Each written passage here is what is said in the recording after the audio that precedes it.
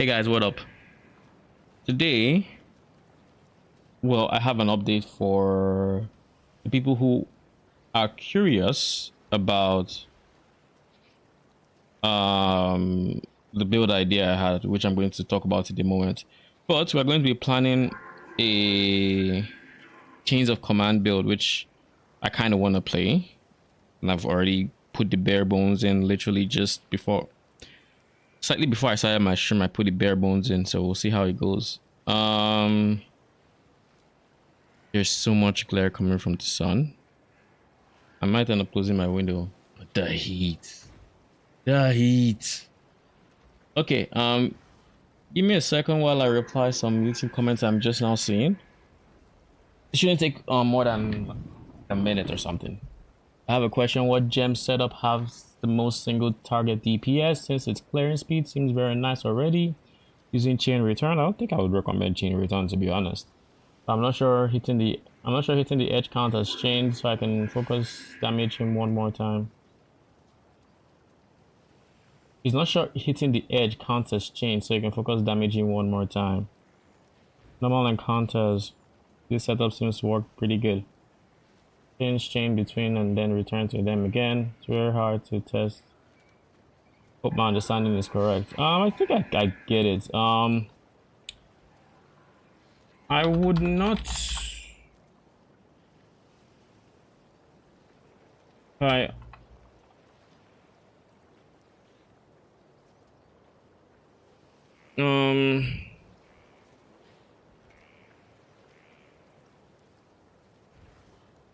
I would not recommend using chain plus return, as when, how do I explain this without going too harm on English?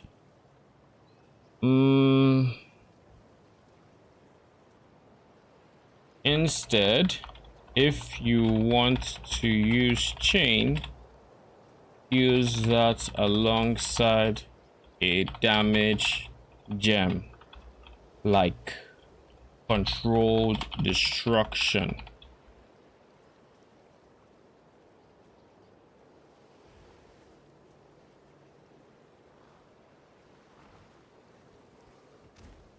Chain is best used with peers, so it goes through the target and hits them, or return rather is best used with peer, so it goes through the target and hits them again on the way back. Now, to answer your single target DPS question, the highest damage setup would involve using white sockets.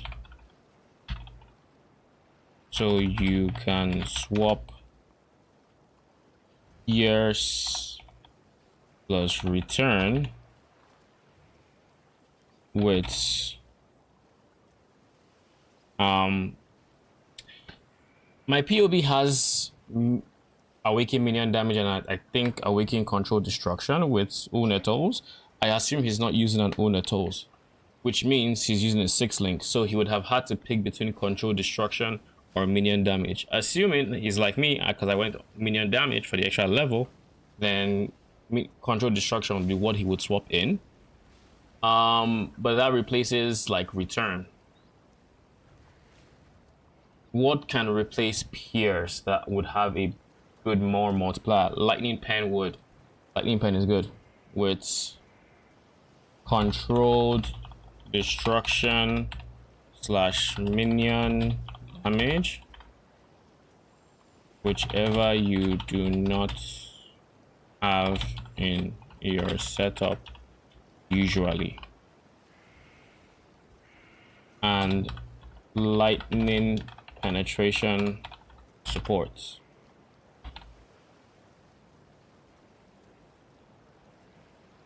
These, if you use this setup, so it will look something like raise spectre plus spell echo is the next most important, plus control destruction, lightning, control destruction,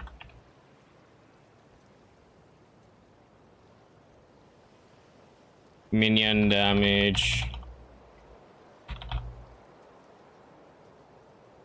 That's 4 links, lightning penetration.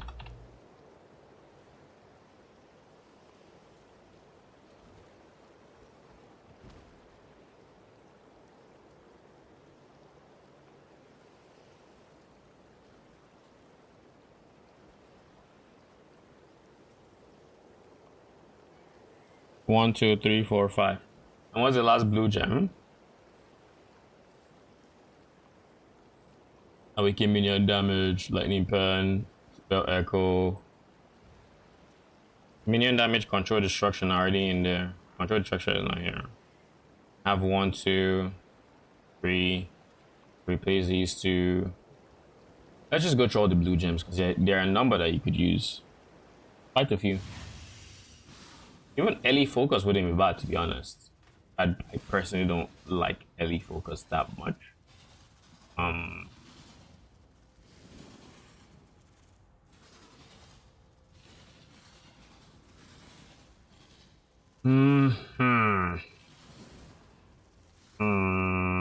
Predator would not be bad, honestly. Predator will probably be the best in slot at that point. More so than minion speed or anything else you could add, I think. I'd much rather have that than to have Ellie Focus, for example.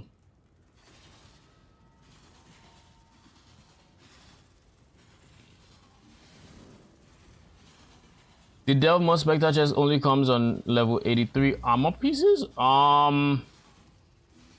It cannot come on higher. I don't know if it's only level 83, but I could check real quick. Max Spectres. Let's confirm this. Maximum number of Spectres. Body armor.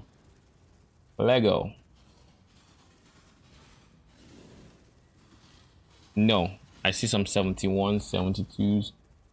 So there's our answer to that question.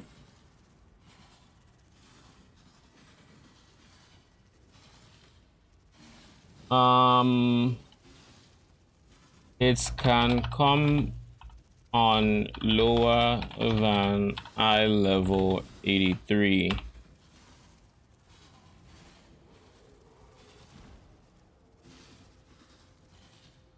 It can drop lower than eye level 83, but not higher.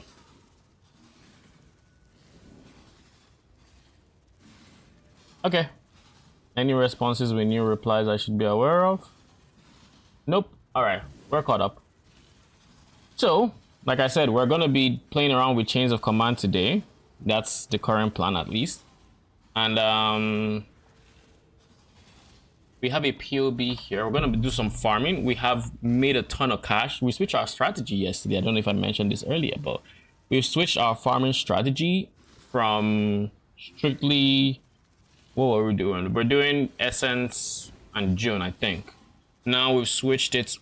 We've switched our second tree specifically. So now we're running Breach and Harvest as our main farming source. We're also testing out blue altars. I am not convinced, but I think blue altars is obviously the way to go if you can handle it. And so far, it's been smooth sailing for the quant and rarity. But yeah, we're going blue altars. We're going Delve for the Nico buffs, just to make this a bit easier, and of course then we're just getting as much Azurite as we can. What else? What else? What else? That's pretty much it. We're not speculating into any Skirras because Skirra prices are very all over the place. And we've been making some nice money. We've dropped some nice uniques too. Like you say, 9 divines here and like 4 divines here, so something like that. So easy money. In terms of where the money is coming from, I dropped an all flame that was like 300 C, so that's where a lot of the chaoses came from. In terms of, I have dropped uniques. I have dropped Red Nightmare, which went for like 1.2 divines. I dropped an Immutable Force, which went for 8 divines. And you may wonder, where did the money go? Yeah, it went into the other character that which shall not be named. The one, the Discharge Spectre that ended up being a somewhat painful experience, so to say. It's a very somewhat painful experience. But anyways, I could probably go over the pitfalls of. I thought it was going to crash. I'll go over the pitfalls of that build in a bit. But the TLDR is with the Discharge Spectres, they just felt how do I say this? Their AoE felt lackluster, and considering the amount of charge generation we gave them, the damage you were doing with the charges just felt meh. Like even, and I mean, granted, we can make the argument that the setup I had was not optimal for their damage. Like I didn't have like really good minion damage increases, and they were 6 link, but a lot of the supports were like level 1. But the difference is I could support my Wretched Defilers. And keep in mind I was using all 4 that I had access to, because I basically put the chess piece on from this character to that one to get the +1 Spectre. So it had a 10 divine chess piece to even begin with, and an extra Spectre on top of that. But even base, you give if I were to give, let's say, my Spectres the, should I say, the levels, if I give them level 1 support gems right now and just let them go wild, they are going to blow up the Blood Aqueduct mobs, because the Wretched Defilers numbers are just good enough. But like even white mobs weren't getting one shot like I would expect from the base damage of its charges. So it just ended up feeling very, very awkward. I even tried the Doda's Elixir variant, which would involve using Umbilicus to force them to have three of each charge. Like literally, they take big ES and some life damage, and then they get 9 charges. And even then, they weren't like doing massive damage to like the red. So it just felt meh. And then when I actually POB'd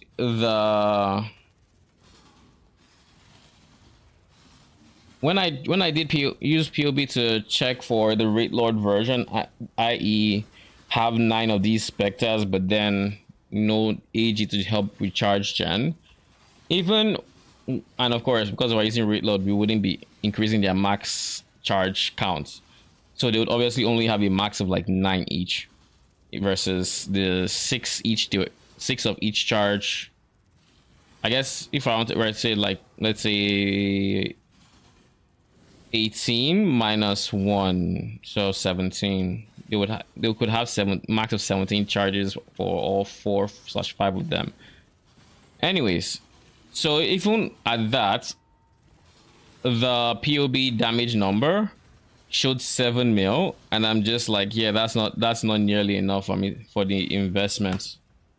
It's not enough. It's like, if I want to throw currency, it could perform, but that just sounds like a very bad investment, so to say. So I just don't think it's worth the hassle.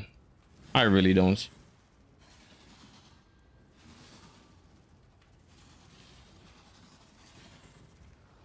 I really don't think it's worth the hassle.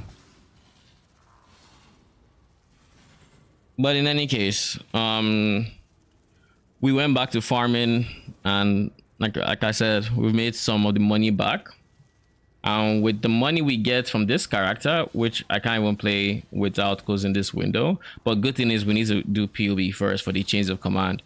But anyways, the current plan would be to farm up a bit and then try change of command. And if we're also gonna loosely try a different discharge specter, because supposedly the specters in Labyrinth don't have any cooldowns. So in theory, they could be on the better side. In emphasis on could be. In reality, probably not. They just don't have an internal cooldown, so whenever they have charges, they're going to use their discharge. But then on the caveat to that is they do not have the frenzy spell that these ones have to then give themselves frenzy charges.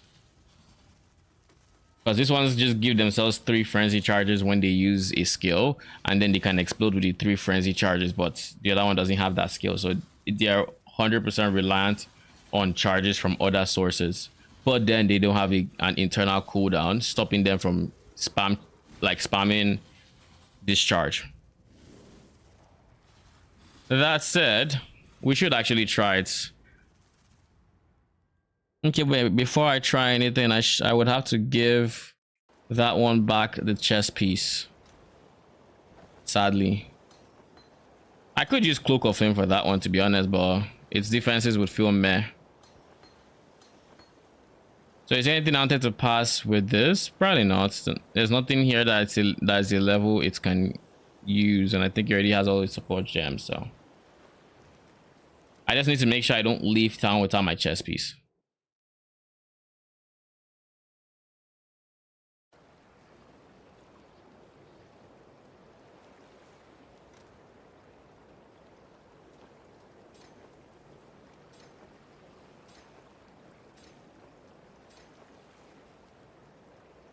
Oh yeah, this one needs empower, but I'm no longer using empower on that character, so right here.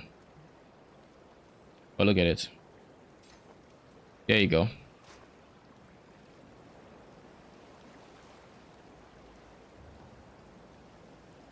So we're going to look for the specters in question, i.e., what are their names again? I forget the name, but they're in Labyrinth. I'll find them.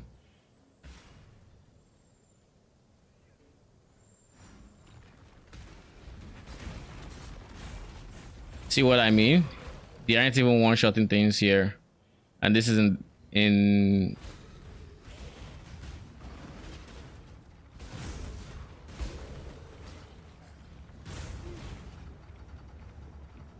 When I see the name, I will know the mob.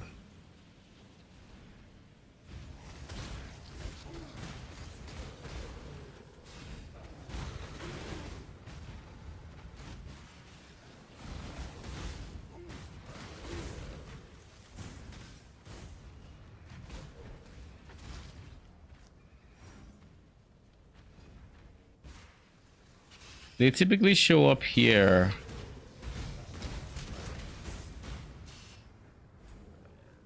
No, it's not ancient combatants.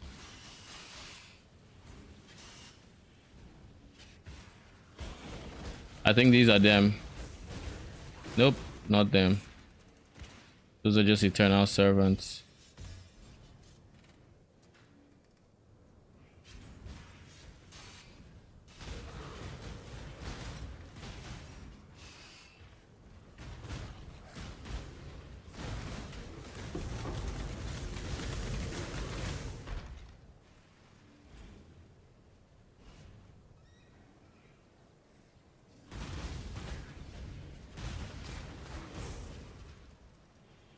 Okay.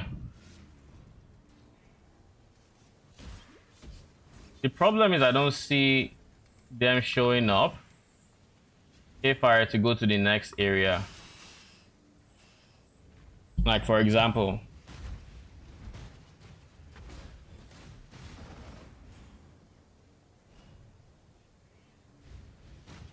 like Aspirant's Trial is gonna be after here. And that is where the Aspirant's Trial is going to be. and they aren't here. So I think I just need to reset my lab and try again.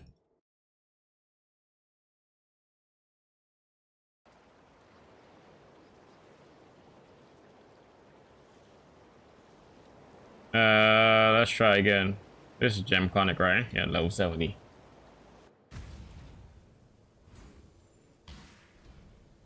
So we need to find the mob we're looking for. Am I using umbilicus? Oh, I should not have that on.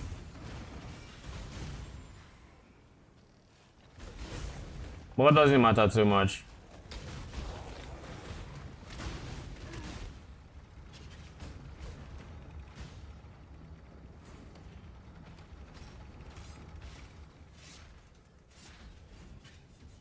Eternal. Hey, is that a horror kill?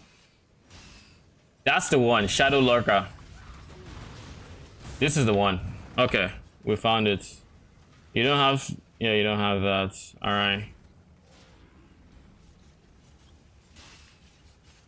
Shadow Lurker, go. Cool.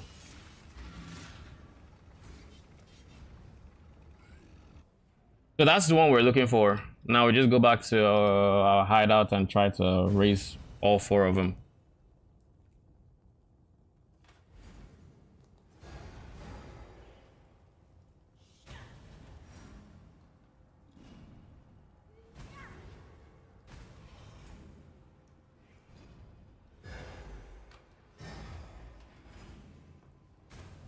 So now we see if not having that cooldown is enough to make it perform any differently, but I wouldn't hold my breath if I'm being honest. I really wouldn't. But let's see.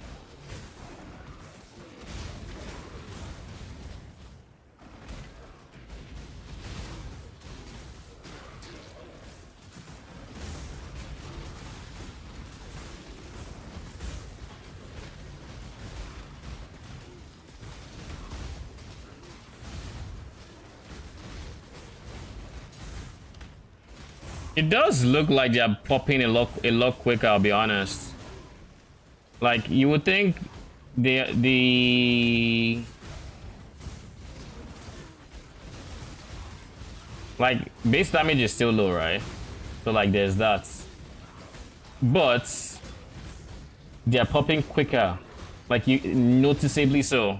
So much so that I can see the difference, and the other one it's just a 0.75 internal cooldown, so you would think it wouldn't be noticeable, but it is. And I do think we have decent charge generation.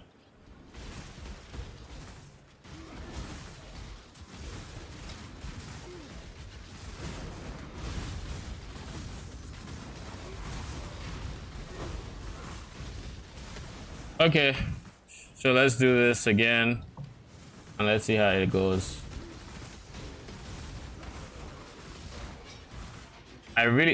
Oh, you know, he actually died. We'll try it again once they regen. I currently am starved on levels, so I actually have not given them. I haven't given them, what do you call it?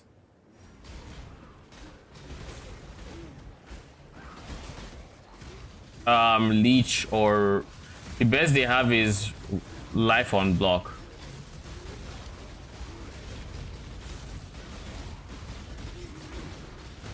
But yeah, like the base, its base damage just feels questionable because right there, right? I use my Doda's elixir, so they all got 9 charges. Because if you like, this is 9 charges. This in theory should be their max for the cost of their health and yada yada and energy shield and all of that. So the base the damage we saw was essentially their base damage with full charges, full 9 charges, which is not ideal. It's kind of on the very low side. And keep in mind, we still have like our sockets are probably just all utility, except this one. This one actually has like fire damage, lightning damage. Like everything else is just utility, so I'm not expecting much performance from there. But we have like crit chance. We're trying to scale their crit chance a lot. We have some minion damage over here, some minion damage and cast speed. I also haven't really tested in depth, at least, the effects of cast speed on them. I think it helps a bit, but probably not too much. So yeah, we are not. Yeah, the clunk of the build is why I don't know that I will be pursuing it. Like, I use the potion there, so they should in theory just blow up the thing. Now granted, there's also an argument to be made.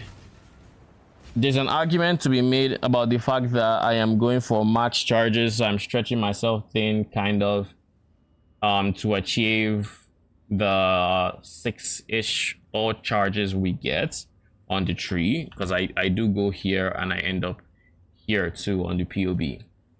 But that being said, all of that is supposed to contribute to give that base damage that you scale from. Are they gonna do a discharge bomb? Ideally, that's kind of the goal. I want them to blow up once they get charges as quick as they can, and then I just want to give them as many charges as quick as possible, essentially. But yeah, it is one ideal.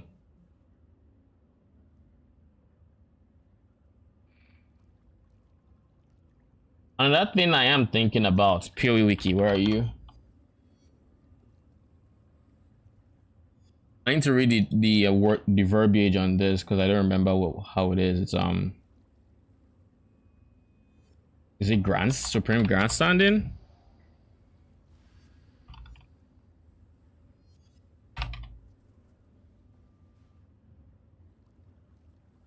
Nearby allies and enemies share charges with you.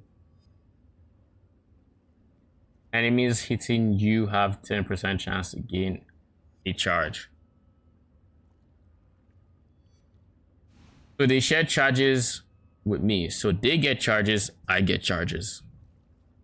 And then we give them a chance, we give them charge gen.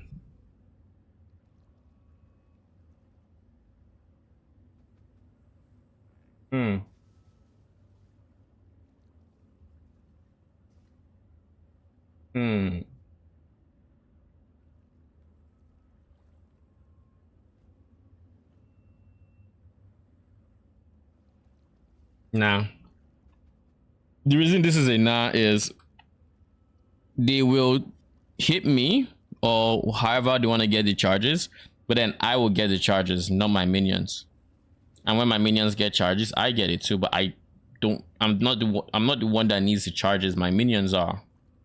Now, granted, if I go Supreme Grandstanding, I could potentially pair this up with I guess Immortal Call, so I just have that much more in the way of endurance charges and survivability and all of that. But nah, I just wanted to confirm that that was not a plan. So yeah, this is the current problem I have with this build. I'm not giving up on it completely, in the sense that I still think it has potential to a degree, but I'm also not willing to invest until I figure out the step forward, you know. So today's stream, like I said, is we're going to be planning out a chains of command build alongside farming for the chains of command build, because I already know things I want to use, and they include stuff like I would 100% want to use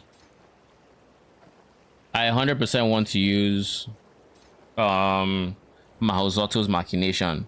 So like that character is the character I'm gonna respec, because I'm gonna go Necromancer. And these are like the bare bones. So I want to use Mahozotto and Tempered by War to make it so we only care about fire res.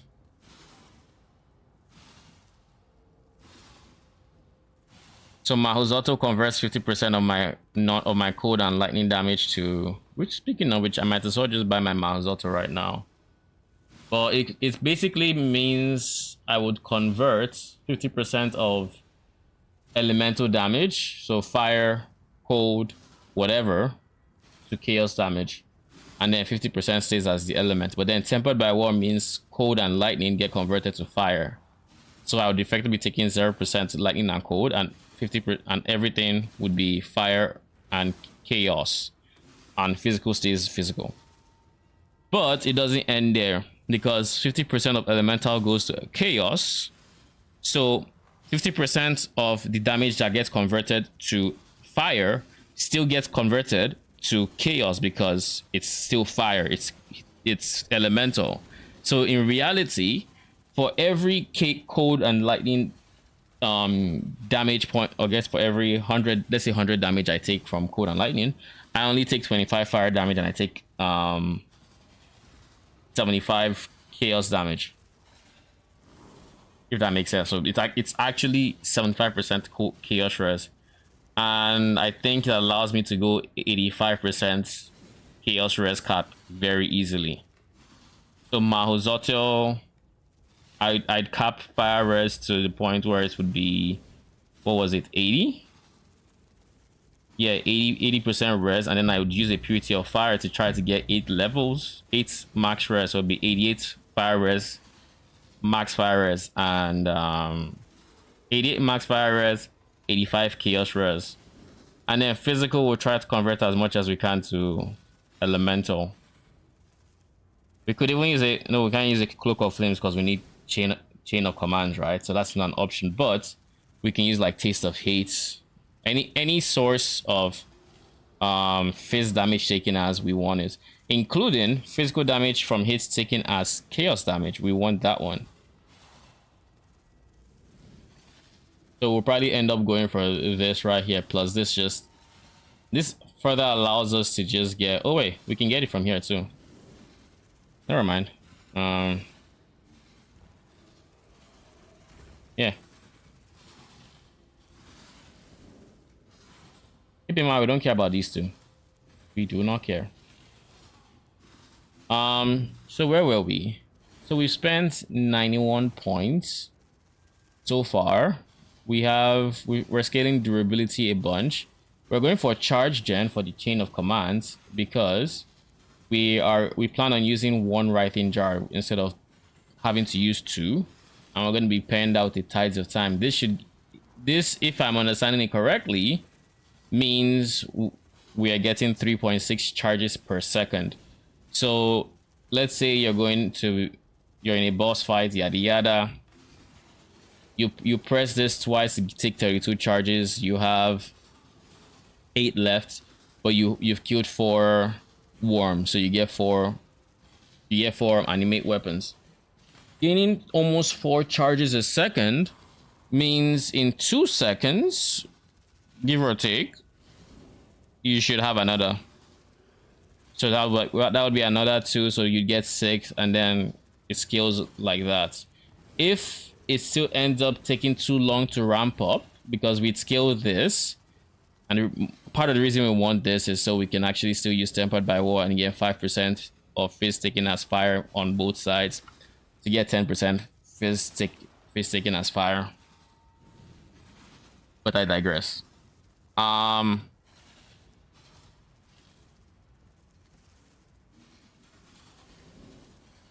much life percent? Oh, that's decent. That's very decent, actually.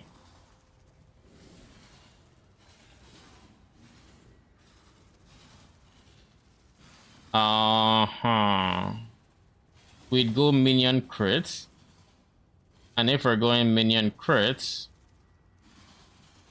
that means we need this. We don't care about death attunement in this one build, and I don't know that I see us going in this general direction. So the question now is, I mean, we can go for this one, Or think.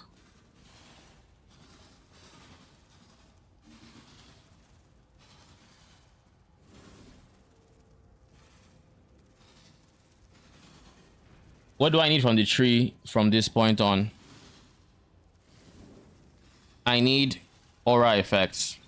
So I need this. I mean, ideally, I'd be able to come either here or here. But that is just not the case. Unless I go for... Wait. I might as well do this. And if I'm doing that, then I can take that off.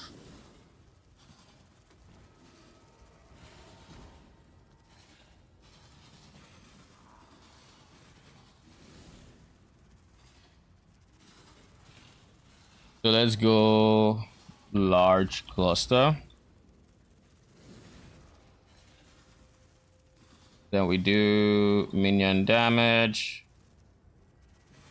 35. We go for maximum life. And then we go for minion attack cast speed. As well as vicious bites. This is not a budget POB, by the way, in case you're wondering. Not a budget POB.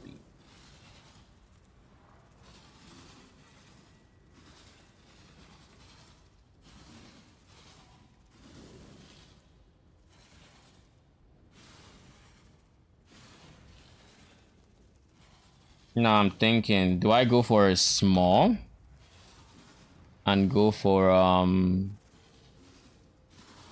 think it's armor that has the node I'm looking for. What is the name again?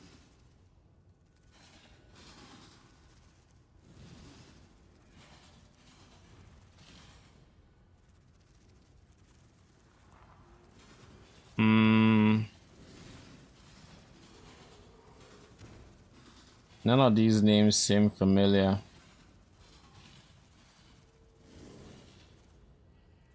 %10 max life as extra armor.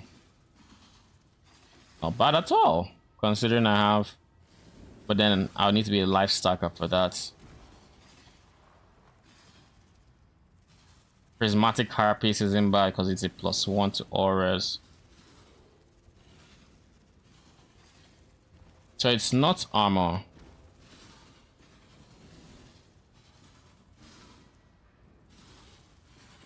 I feel like it is.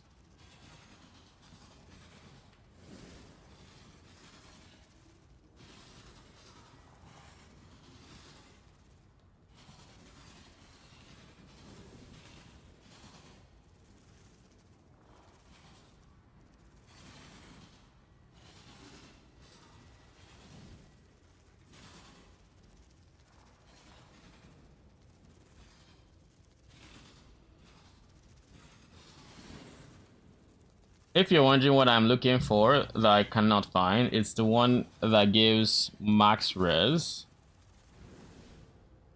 I think Gazi has one. He uses it in, I think, the low budget, I think. He gives 10 max res while your guard skill is up. Something like that. It's in one of the budgets. Veterans awareness, that's the one.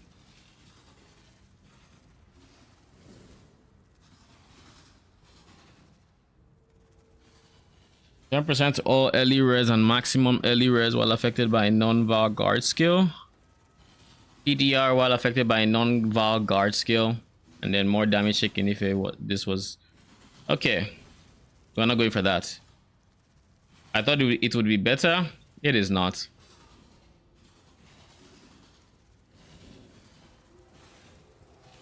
No, I meant to do this. Gemlin. Move that in there. Move that in there. Kind of clean up here. So we're not going for veterans awareness, that's for sure. The prismatic skin we saw, right? That was auras, I believe. The thing about auras right now is that it's going to give a much lower bang for my buck, considering I'm gonna have 88. I'm gonna have like an 88% fire res, max fire res, and an 85. So max all res just gives me 2%. But if I get 2%, that puts me at 90% fire res. And the problem with this is all early res. So I need to find sources of max chaos res that do not come from this, a timeless jewel. So let's start picking apart, I guess, PoE wiki. See if we find anything.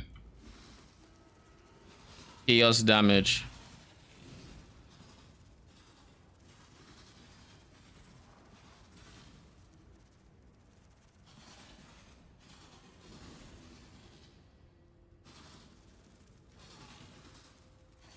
I guess, is there a resistance?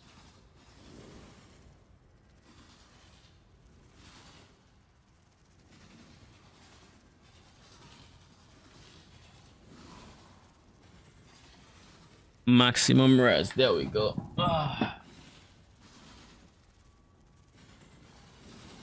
Each res has the following up.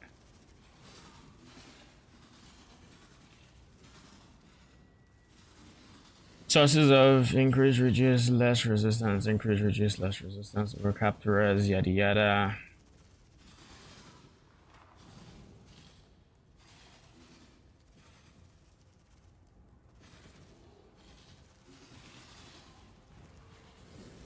Max res, there we go.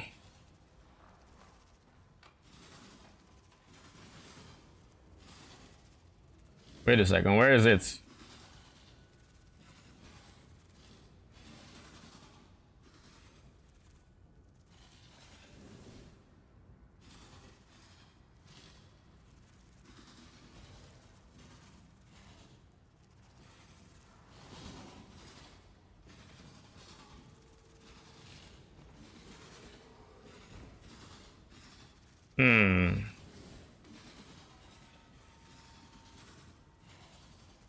Yeah, Cult of Chaos is just the easiest one to give maximum chaos res.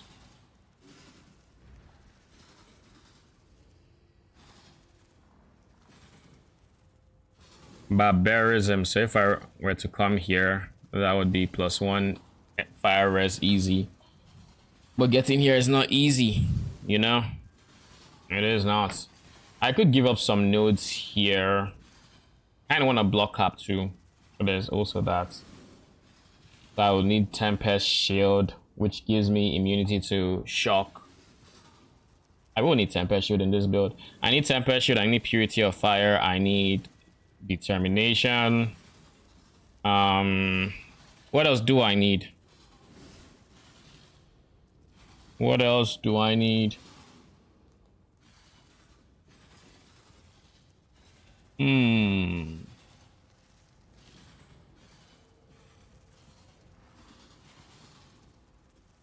I look, you want to get this cluster, I'll be honest, with an impossible escape. But if I can get 88 with, I can just get this one, which should push me to 90 with my anoint. And then with an impossible escape, I should be able to get these three, which should, well, this should help me get to 23 or the level I need to then get my aura done, so to say.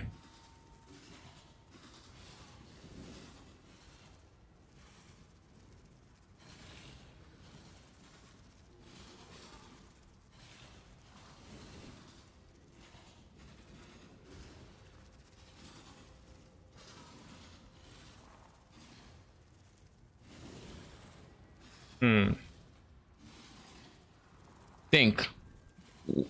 What other sources of max of all res can we find?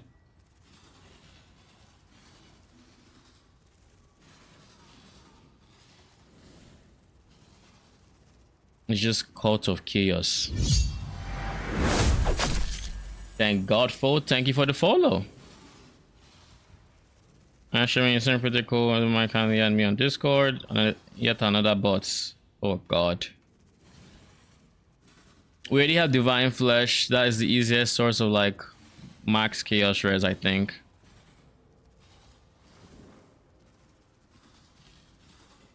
I think I if I really wanted to, I'd have to find a timeless jewel that had multiple coats of chaoses, so I then get like plus whatever. But right now I think 85 is probably the cap. So I'm going to be capped on 90 and 85. But the problem with that is it's the 85 that is taking most of the damage. Because remember, all fire damage is being converted 75 chaos, 25, all lightning damage rather, or cold damage is 75 chaos, 25 fire. And then the fire damage is going 50 chaos, 50 fire. So the chaos res is what we really need to improve. Not even the fire res. It's just much easier to increase the fire res's max res. PoE capping, no, getting 90 chaos res.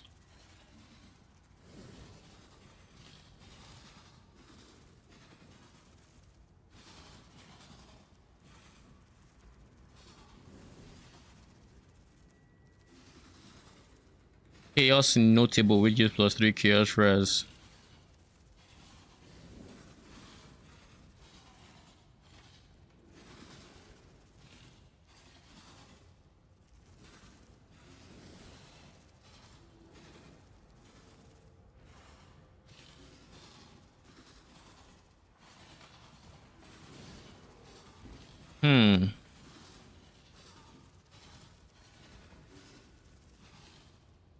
So they said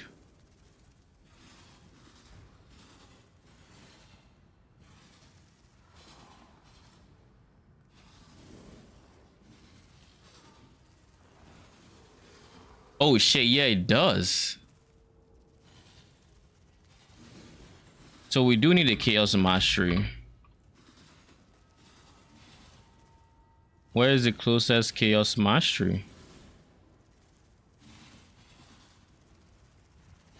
These are all EOS, ES, ES, ES. I said EOS, lol.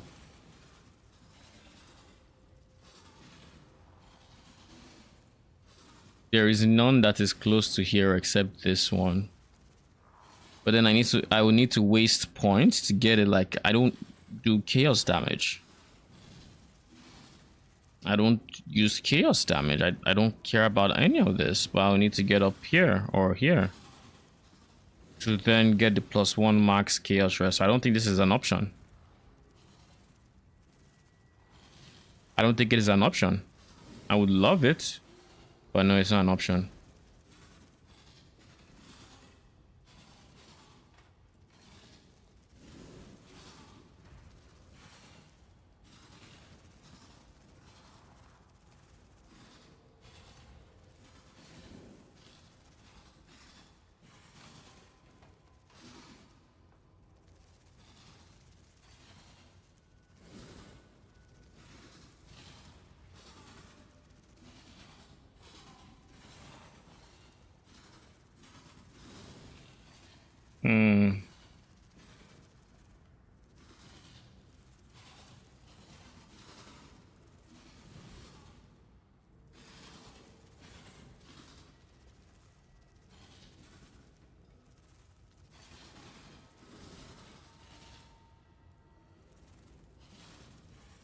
Okay, let's go back to that thread. It seems we can get plus whatever.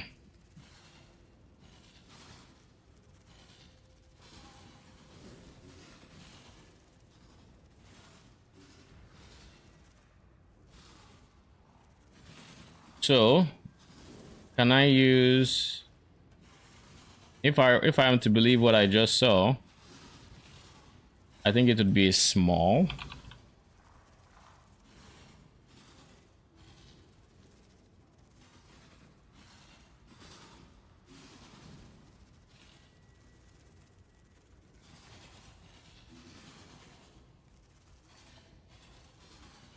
No way. I can just get +3 like that.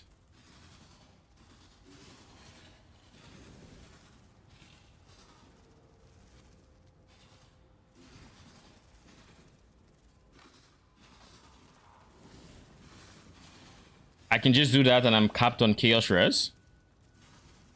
I was thinking of all these complex ways. And that's all I need. Now if I were to just do +200 all resistances.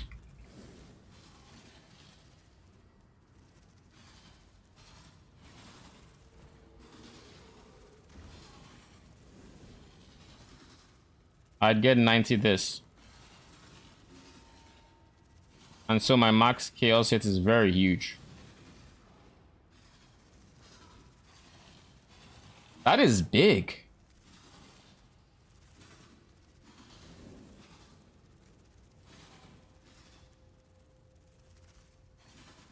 That is actually disgusting.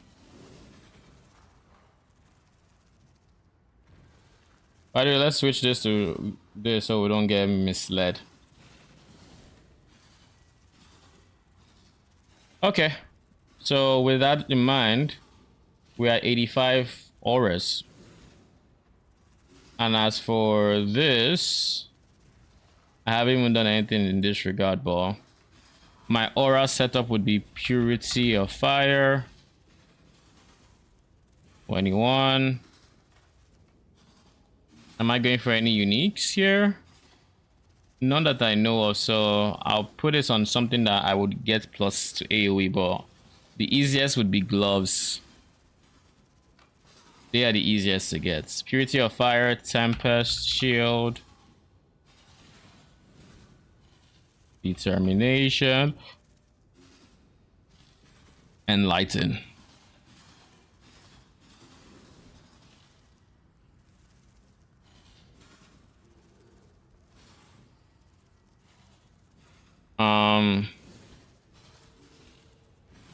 Where does that give me in the way of like, what does it leave me in the way of mana?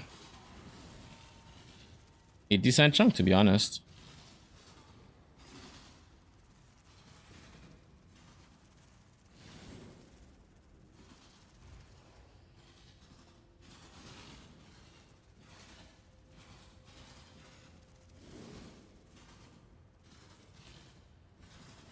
Why isn't this how I'm supposed to set it?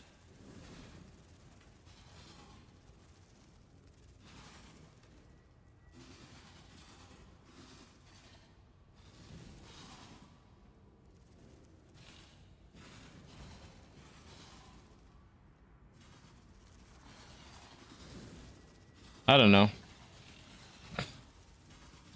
In any case, this is 14. So like this is 85% fire res. We have this and this. If we were to try to get like charisma, what is our aura effect first and foremost? 1.3. So if we were to get a value of 9, that'll give us an extra point in fire res, so that's 86% max fire res. So that'll give us +6. But because I'm nowhere near any of these, but honestly just opt to instead of going for that, I just opt to anoint this. And by anointing this, I go to 87 fire res. Because in the ideal universe, I'd be able to get you to 23, which gives me the extra level. And then getting 2.4 gives me one more. And so on, so forth.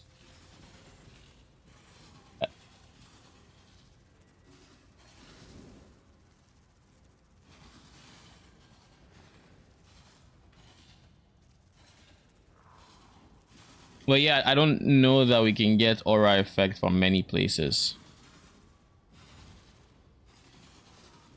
And I think I would rather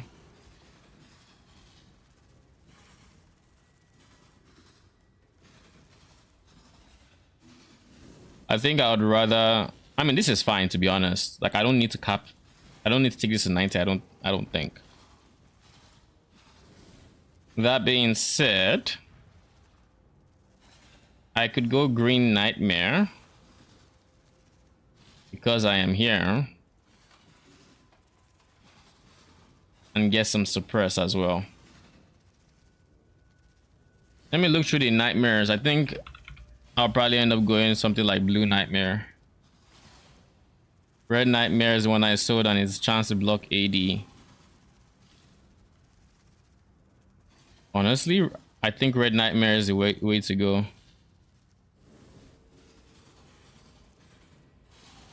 I think Red Nightmare is the way to go, because if I get Red Nightmare in here, that puts me at 52. Now I can afford to do something like this. Because if I were to do this, that puts me at 40. I need to get to cap without bone offering. I don't know how I'm gonna do it. I do not know how. I could go, but I could in theory go Magic Ghost. Thank you for the follow. Welcome, welcome. I could in theory go, what do you call it?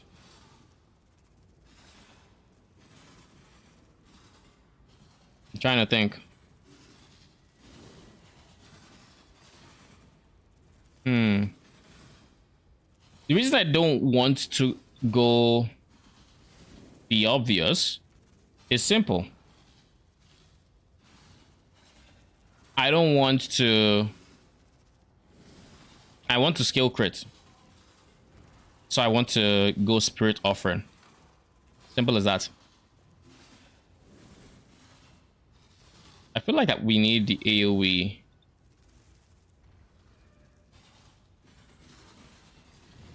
I feel like we need the AoE.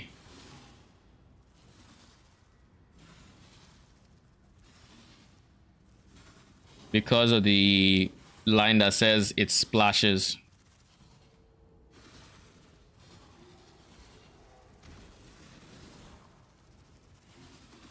Deal splash damage to surrounding targets.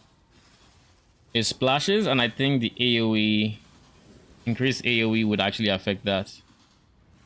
I do kind of want to go this, but I know this is just free skill effect duration. So like, why not?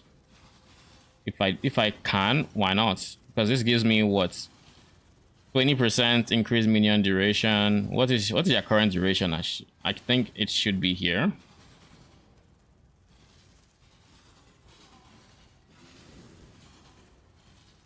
It doesn't.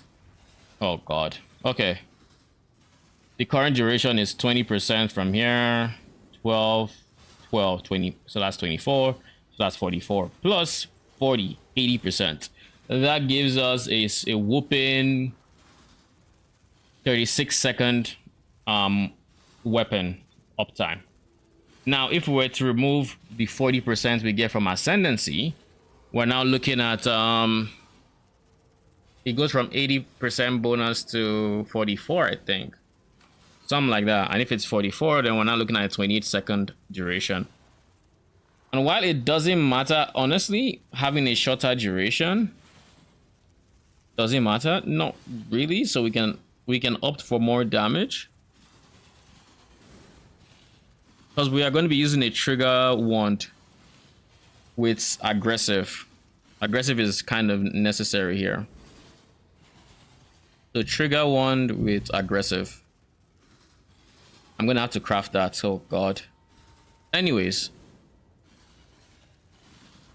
they'd get more AoE by, you know, having Plaguebringer, and I don't have to worry about not using Bone Offering. So if their base duration is down to 28 seconds in a single target scenario,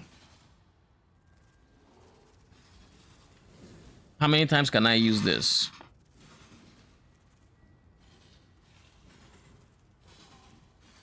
Two worms, two swords. So I use this twice.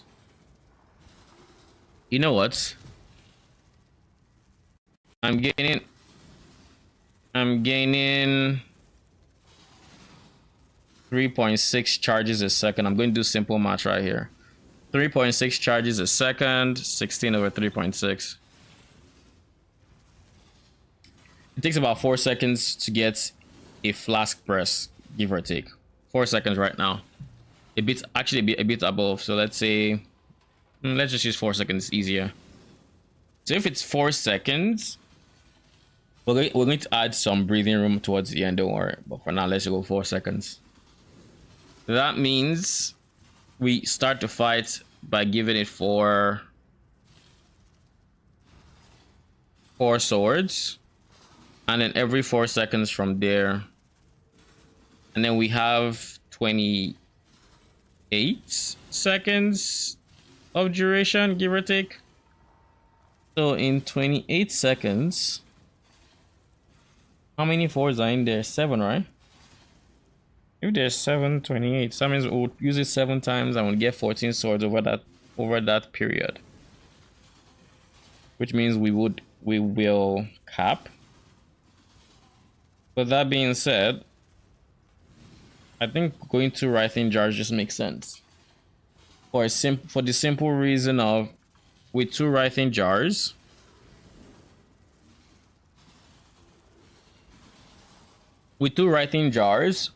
we have less of a ramp up time in single target scenarios.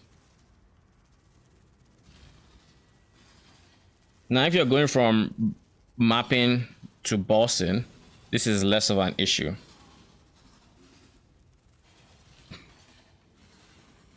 But yeah, if I'm not going to use the offering, I think we just have to swap out.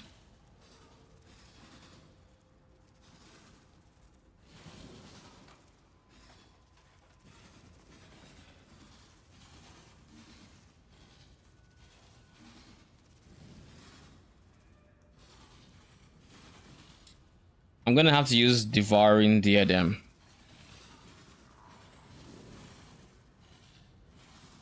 For one reason and one reason only. I need Eldritch Battery. 100%. Another thing I'm just now realizing is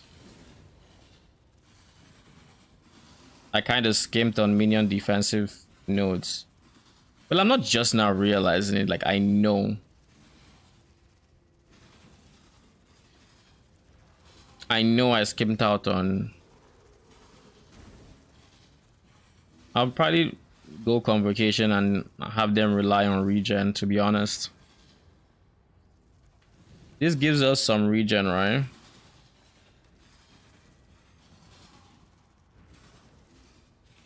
No, but you have ES to work with. Okay. Oh god. If I'm going to writing jars, I no longer need here. But I still want this because I'm using Tempered by War.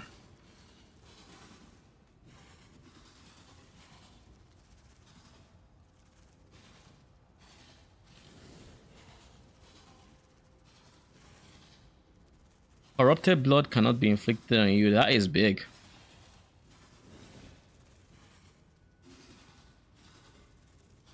But anyways, if I'm going 2 charges, if I'm going 2 flasks rather, I don't need this area. But that being said, I do like this area for one reason and one reason only. It means the other slots, well, they are going to be much more accepting. But in any case, energy shield.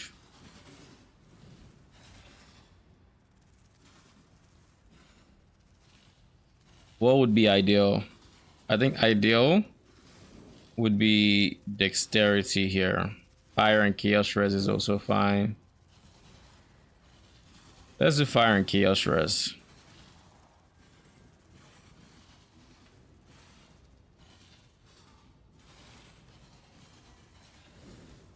So that means y'all are going in helmets. That leaves so much on reserve mana, it's not even funny. Feeding Frenzy is already... Well, you'd get to go in gloves for all I care. Feeding Frenzy is here, so we already have it.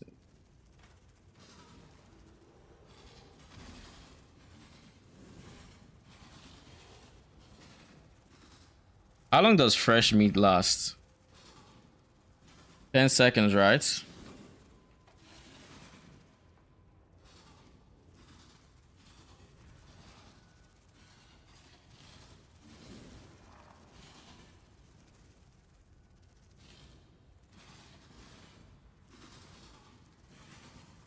Minions have 20% increased critical strike chance. This is bad. We can't go fresh meat. And the reason we can't go fresh meat is because this is lasting for 10% of their duration. So if their duration was like 2.8 seconds, this is only up. Waking Fury is only up for 2.8 seconds, which is just trash. So fresh meat is off the table. Kind of unfortunate, but it is what it is. We want increased crits.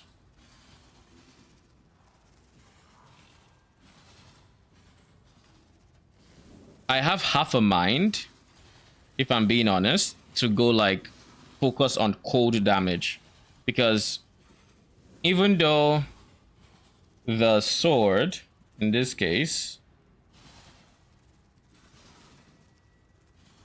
what build am I planning now? Chains of Command. Chain of Command Necromancer. Using Rakiata's Dance as the weapon for the Anime Guardian. And brief TLDR, Chains of Command is an armor that allows you to trigger Anime Guardian's weapons to be once the Anime Guardian kills an enemy. And in this case, should be killing enemies pretty easily. Anime Guardian deals 5% increased damage per animated weapon. So by 14, he's sitting at 140%. If he's sitting at 140%, that's a lot of increased damage, I'll be honest.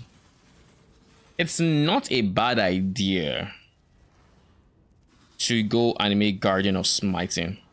It's not.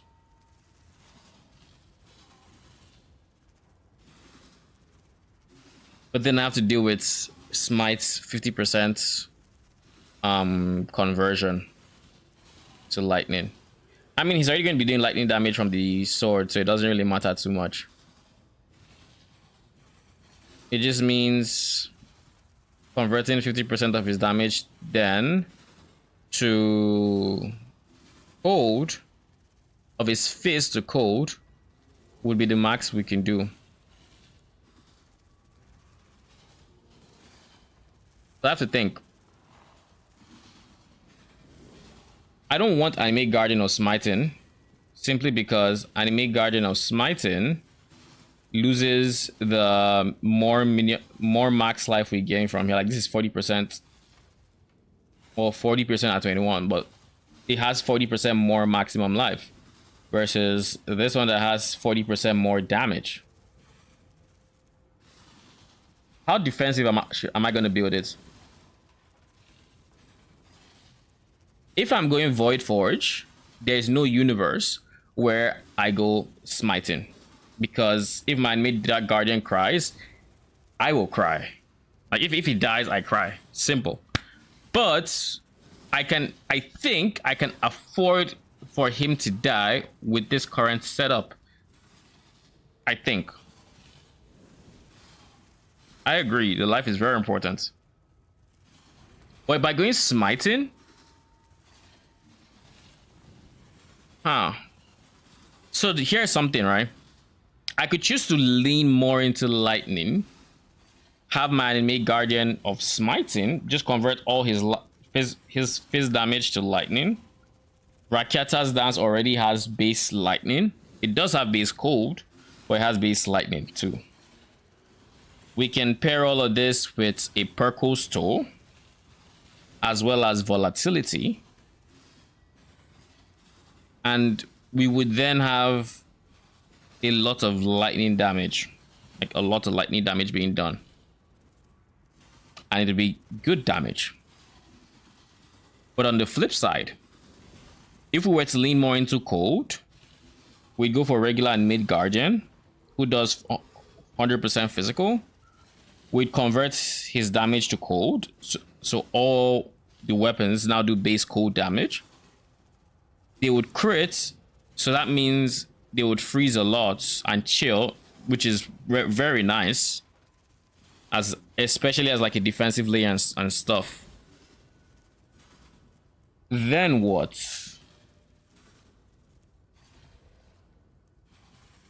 I will say this. I have wanted to make Anime Guardian of Smiting work for a long while now. I have wanted to use that in a build, because it's just a cool idea.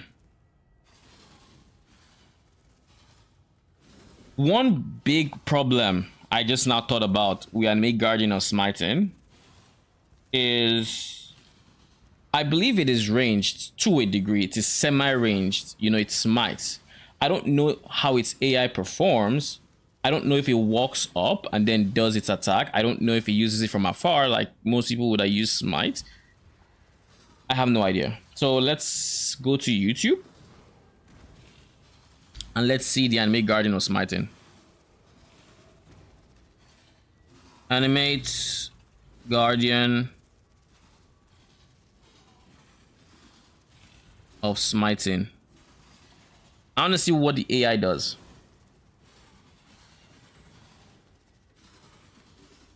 You know, this is actually PoE, isn't it?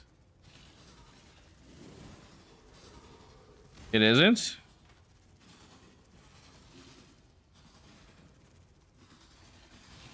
Okay. So this would be the kind of thing where we might be going for if we go for Anime Guardian or Smiting. I kind of want to see where its range is at, because if it stays far from like, if it stays far from, you know, what's it called, the enemies, the problem with that is that by staying far, it might not get attributed the kills via Gravebind to repopulate or to stay at max weapons, versus a regular Anime Guardian that will walk up to use Smite. Farewell. Oh god, you just shield charged in, taking everything I wanted to see and throwing it out the window.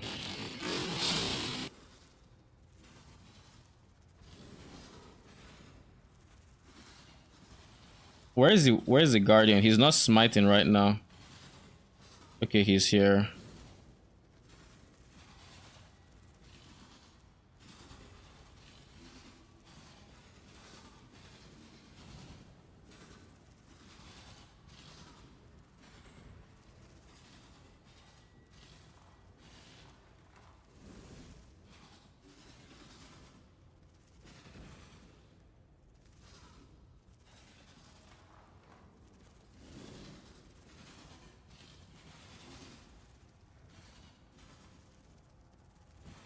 This is honestly not hard.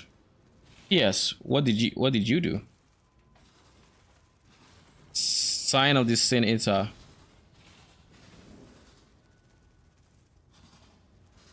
Early ailments on you instead of nearby allies. Dude went full support. I'm not mad at that, to be honest. Trigger a curse spell when you cast a curse spell with this second cooldown. You can apply an additional curse. And then, so my dude went full on supports. Like he's essentially the Anime Guardian. Oh shit, you know one thing I'm forgetting in my POB that I just now remembered? I need leech. And the easiest leech is typically here, but I don't have access to this area of the board. I need that instant leech. Where is the next closest leech? I think this is it. Oh god, that's far. How on earth am I supposed to get out this way? Like, the only way I can think about is sacrificing stuff I don't want to sacrifice. Like, I could lose a whole lot of points from here. Maybe some points from here. Speaking of... Okay.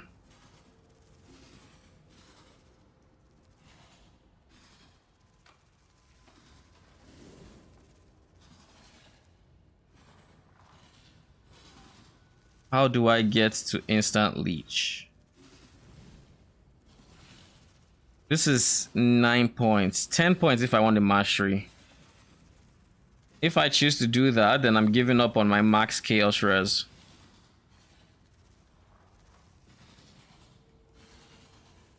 I could, in theory, try to go up here, but nah. That's not happening. I'm sorry. I could give up on some life to get there.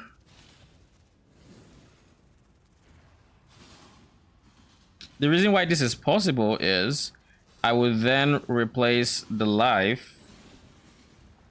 I would replace the life with like max fire res, get some life here. So like I can potentially do that. Let's try.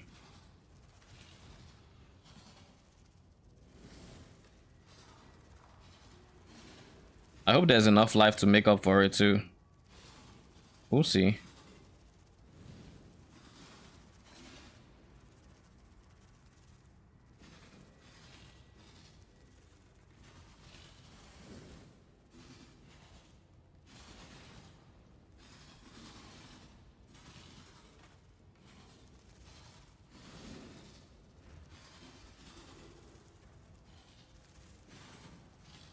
Yeah. Unless I find a way to get even extra effect, so Purity of Fire gives me that extra points. No dice. But I lost life from here, I lost life from here. I lost a lot of life. And I'm down to 72%. That is not good. And this gives me +1 max fire res, which is good. Wait a second. Okay, 87. Okay. I don't like the amount of life I lost. 1 bit.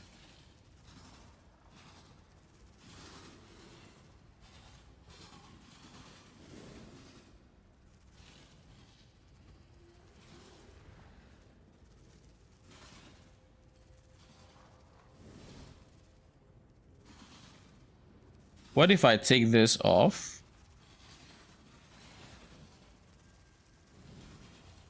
This is like the only other mana node I can take.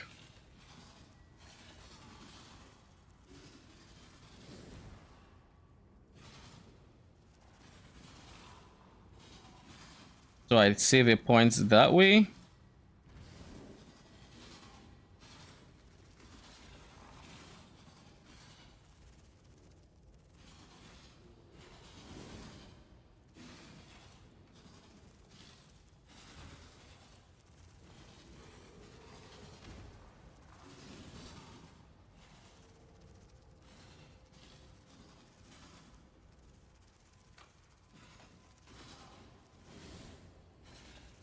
I would love to pass through here and ignore this whole section, but I kind of need this.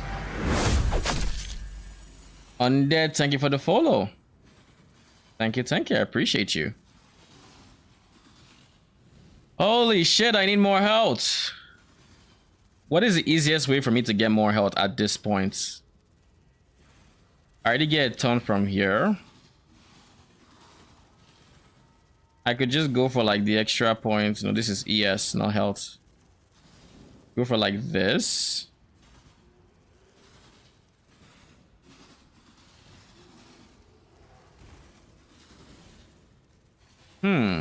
What if I did this? 1, 2, take this off. Take that. And now I have, take this, 3. I lose 5%, 10% health. Would I replace it with this? 8%. So I replaced it with 12% health at the price of whatever that. So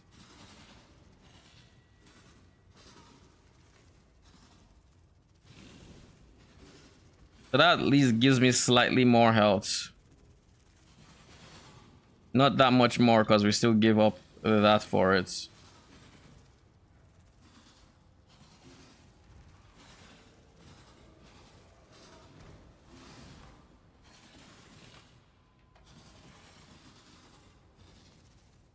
Seven, 4, wait a second.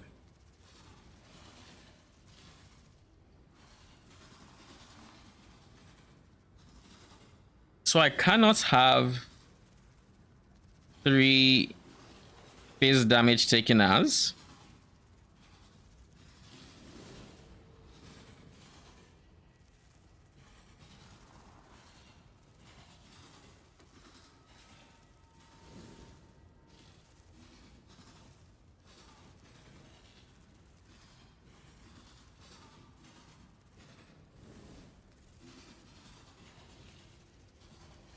Yeah, so that it doesn't look like there's a group of 3 that would be perfect because I like one. It says enduring bond, like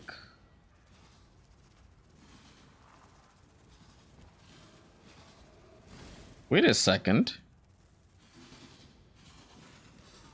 What is the name of this? Quick recovery. But that's as extra fire. I don't care about as extra fire.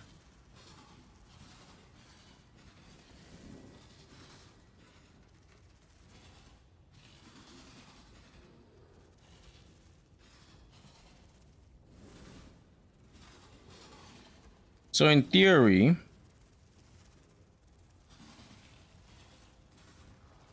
this is 7, this is 4, this is 4. That gives me 15%. How many percent do I get from here? 6, 10. So what if I do this? Take this off.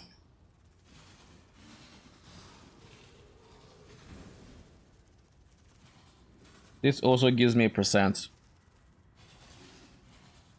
But then this is 6%, which honestly outshines this 4%. So we do that. I can't believe how much I'm scrounging for like scraps in the way of percents, like just life on the tree. Like I could also in theory just drop 3 points from here and that would save me a ton of headache. Like if I just did this. It's me dropping a lot of, I dropped a lot of damage for that, but the caveat is we're up to 100% and 3,000 life. Because we still have so many sources of life we can get it on. But the reason I am not really looking there yet is in my experience, right? If you don't get to like 150% in the way of like life, it's very hard to get to like 4, like you can get 4k life or like 5k, right? Because you get a lot of your life from here. And I do mean a lot of it. But this leech being instant is 100% needed.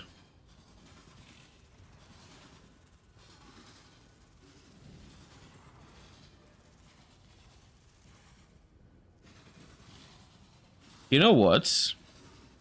This is also 11 points away. So I go for this one over that one. This one gives me some life on the way, some life on the way. That's probably why. I get more life along the way for coming here. Alongside more strength, which I do need.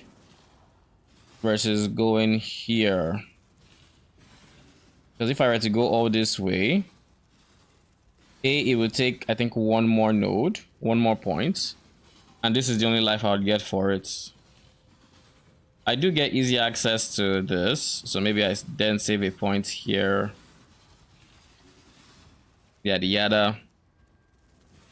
I would also get access to Eldritch Battery, opening up my head slots, but I'll be honest, I don't mind.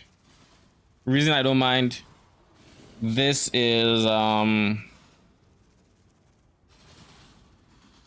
what does Feast of Flesh do? You know, I'm just not realizing I may or may not know what that is. Let's check. PoE wiki.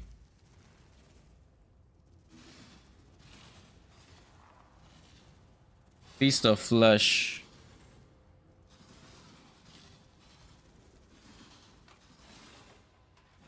Consume a number of corpses around you to recover life and mana. And ES. And this is recovery. Let's see, by using Diadem for my aura skills, I can go into, let's say, my boots and go generosity, precision,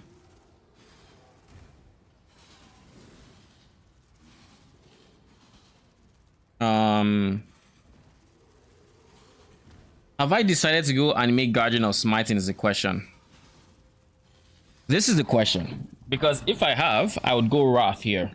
But if I haven't, then I could go Hatred here. So what have I decided to do is the question. It would really suck, like big time, if for any reason whatsoever, my AG died. That would be a big pain.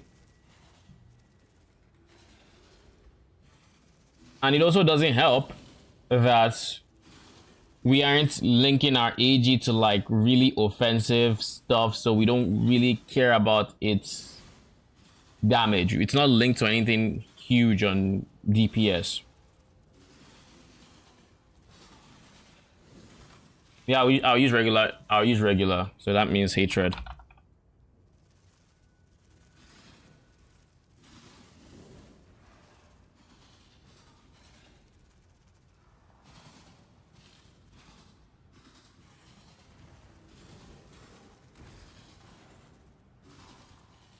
So like I can. Oh wait. No, I can't. Okay.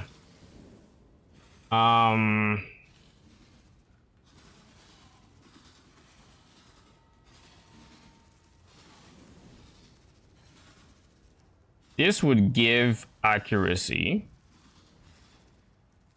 and this would give the impale. Now, I don't care about impale, not really. I'm thinking about it. We're probably going to convert their damage.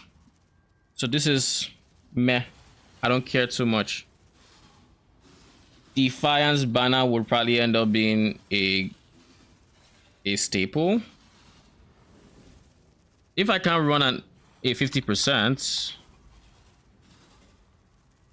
Skitterbot is not affected by this, I don't think.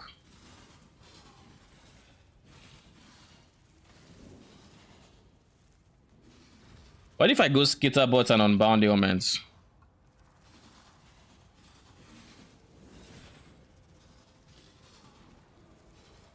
Even that.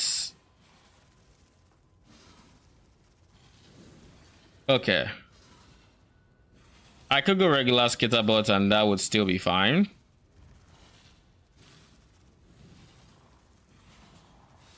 Because if I'm leaning more into cold, I would want my Skitterbots having Unbound Ailments so that they chill even more. And then that becomes a more damage multiplier for my weapons, who would then have like Bone Chill. They could then have Bone Chill and they'd be chilling. No pun intended. But they could then have Bone Chill is the point.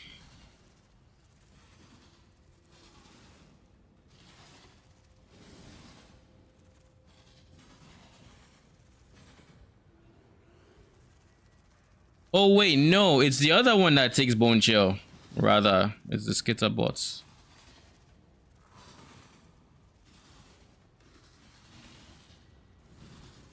It would be you that would take bone chill.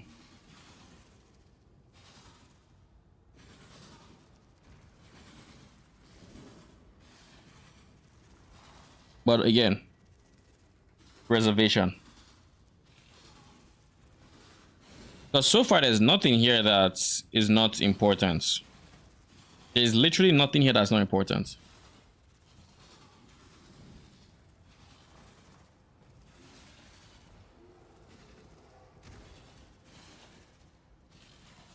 I could go hypothermia is what I was thinking of.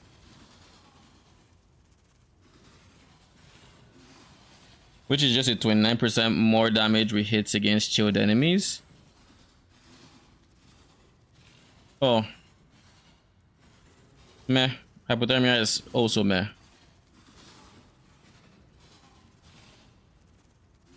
It would allow me to apply shock. Shock is the main thing I want here. If I had to pick.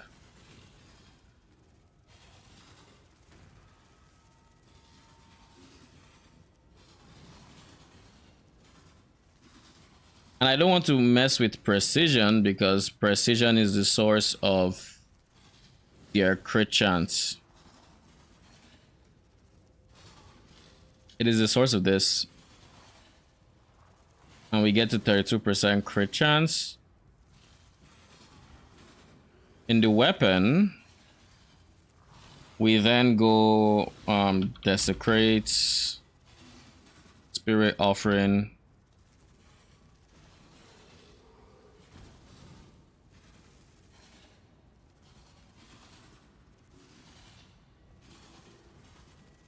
And that takes it to 45%.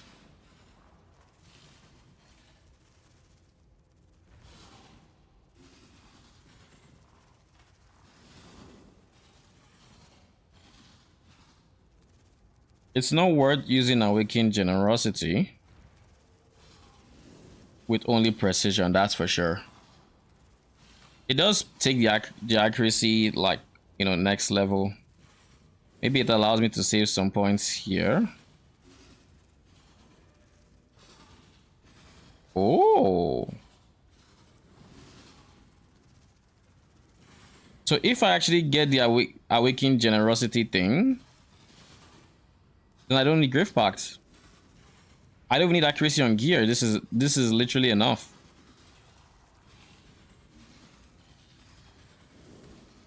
But regular generosity is not enough.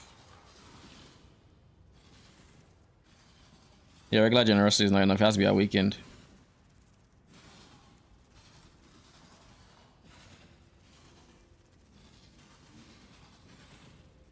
That means if you can afford that, then we can just get all the life we lost. Well, firstly, we do still need that.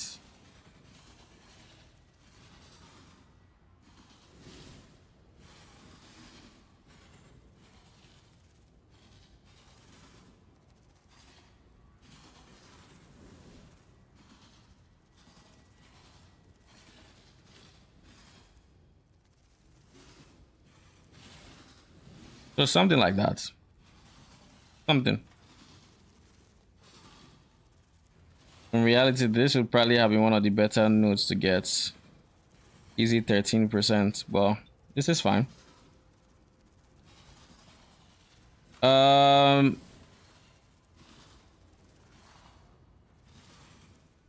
what can I use generosity for? If I am bent on using this, I could potentially use 2 enlightens, as well as what is an amulet I could use?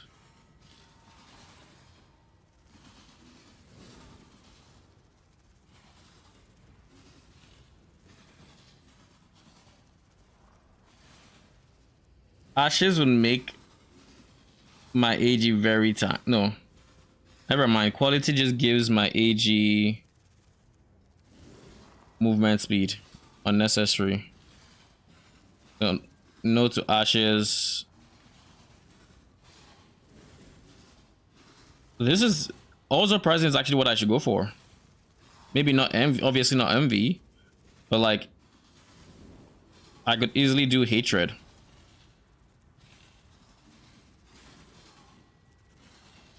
Hatred. Then I can fit hatred into it here. If not hatred, I don't want to do determination because determination is my helmet. It's getting increased reservation from 2 different areas. I don't want to do that. Purity of fire. Would that increase its effects?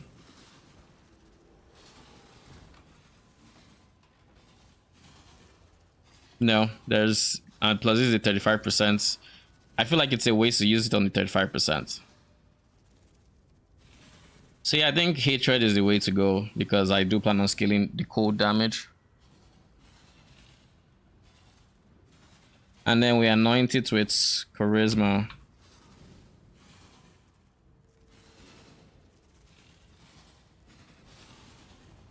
No, we'll leave it with unanointed for now. But by doing that, hatred no longer has a reservation. So enlightening is unnecessary. And I can just do this. Now, in terms of free sockets, we can still put convocation in here.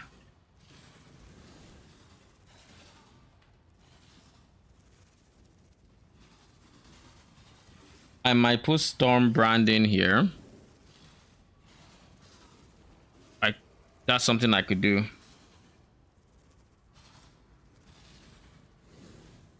For my shield, I've been saving this for last, but automation. Molten steel skin. And the reason we're going steel skin in this case is mostly because of it's mostly for, what do you call it? Steel skin's presence here is mostly for bleeds. So it doesn't fix corrupted blood.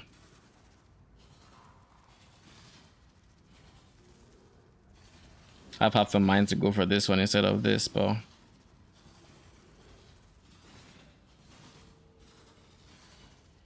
it is what it is. Taste of hate is pretty important too.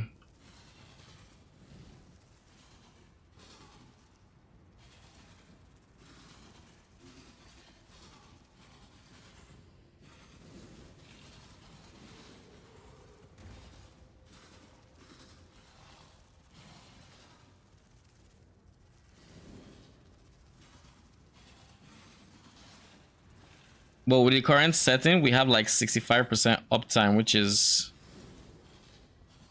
honestly, that's huge. That's a lot of uptime.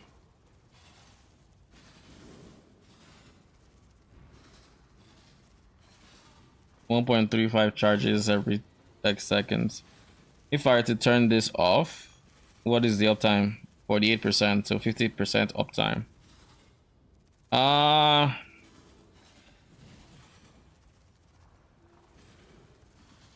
Because what unspecking from here would allow us to do is we would then go for like this and get corrupted blood cannot be inflicted on you.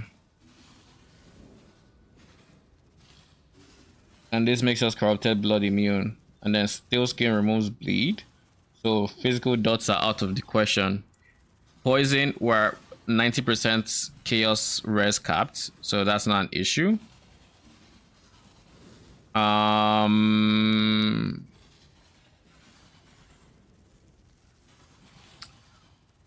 What else is there? We lost 5%, but that's only because of the old setting, so we just have to search again.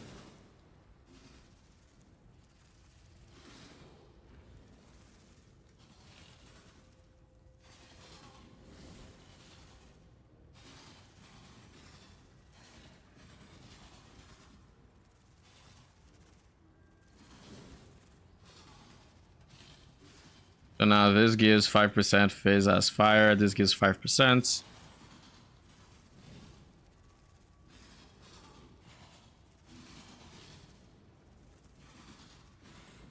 It's either I do this, or if I'm being honest, I can just go for corrupted blood cannot be inflicted through one of the jewels.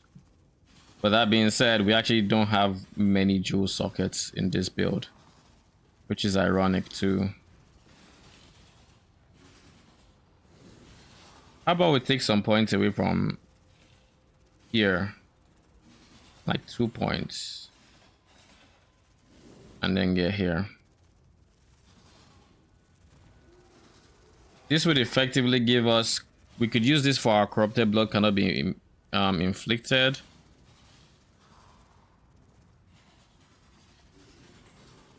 You know, this build is like the opposite of every build I typically make, which typically has a whole lot of like jewel sockets all over the place, but like this one doesn't have any because we're prioritizing defenses and getting to like 90 chaos res.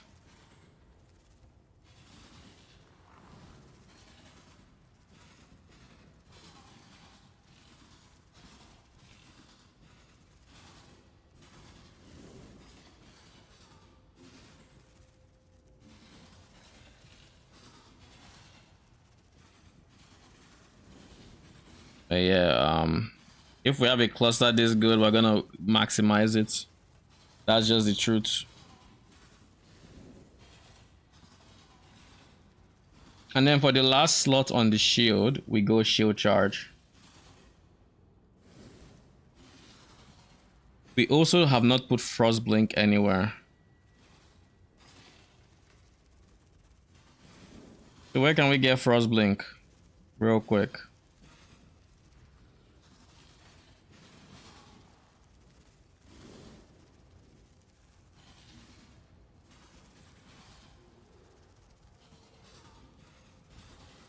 Gloves are off limit because that's where the AG is. Chest piece off limits because main damage. Helmets is kind of not off limits, to be honest.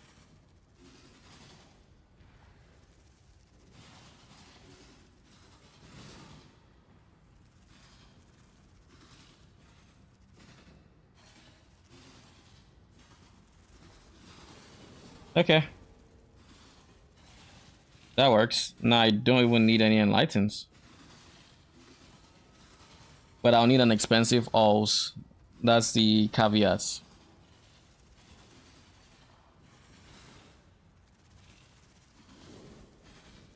And among everything, I'm still gonna need a Watcher's Eye, which is gonna take this last spot.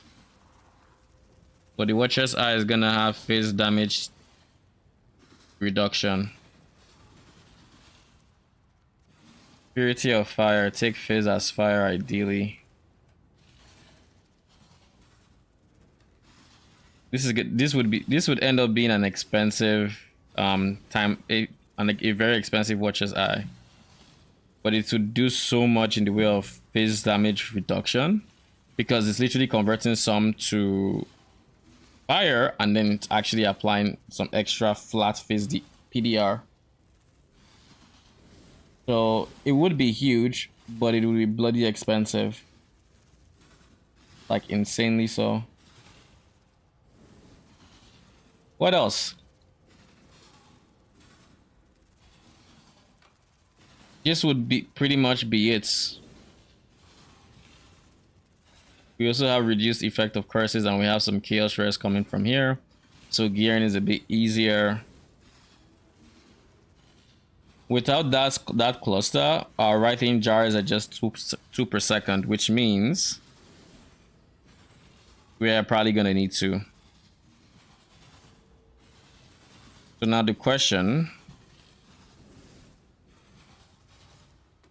do we allow corrupted blood to reign on our parade?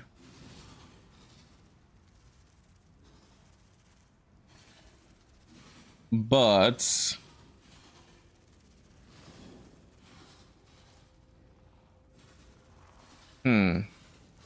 corrupted blood reigns on our parade, but then we have an extra flask to work with.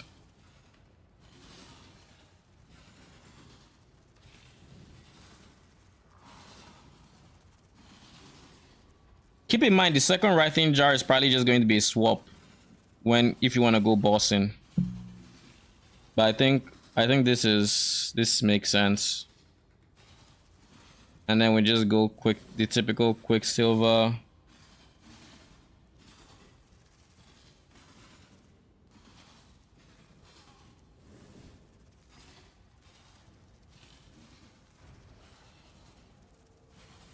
Quicksilver, Quartz.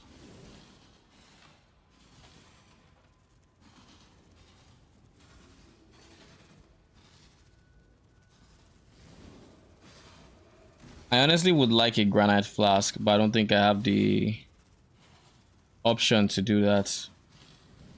Just because phasing feels too good. I guess I should plan around single targets. Which this would be best case scenario. Actually, no. Rumi's concoction wood.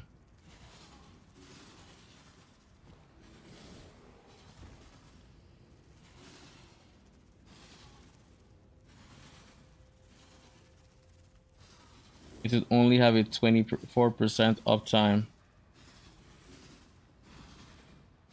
Very unfortunate.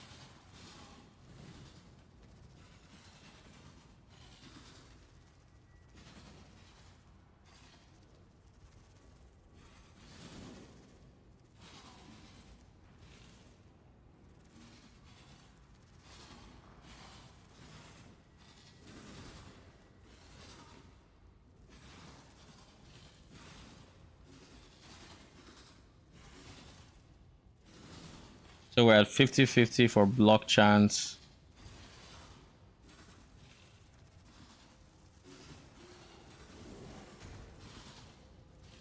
I guess it's not bad.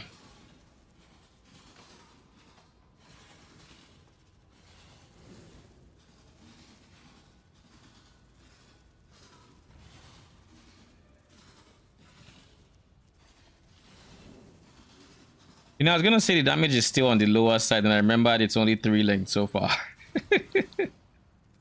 Oh, okay, let's actually go for stuff. A weakened minion damage would be nice. I don't know how multi-strike would be, but if we're planning for a single target, I would go for multi-strike. I don't use a weakened multi-strike because, well, obvious reasons. If a weakened multi-strike is typically bloody expensive and not affordable. It's like, I think it was like how much, 80 something div last season. I should check what its price would look like now, but yeah.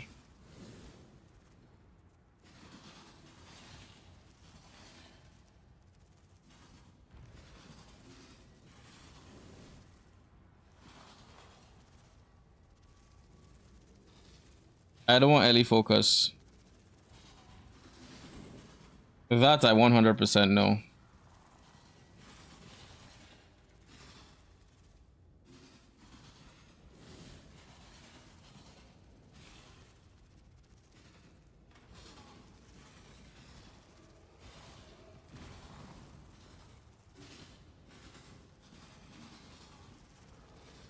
Okay.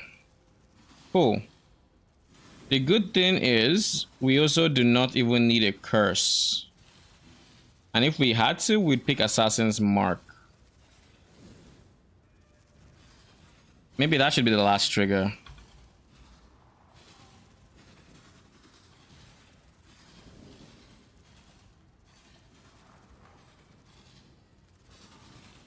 Yeah, I think that's fine.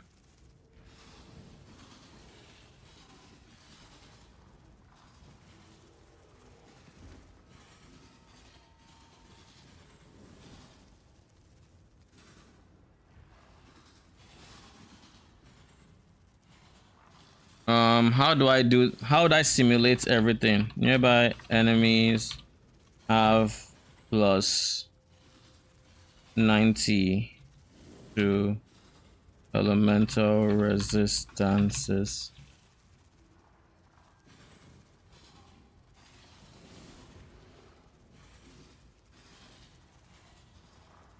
Oh.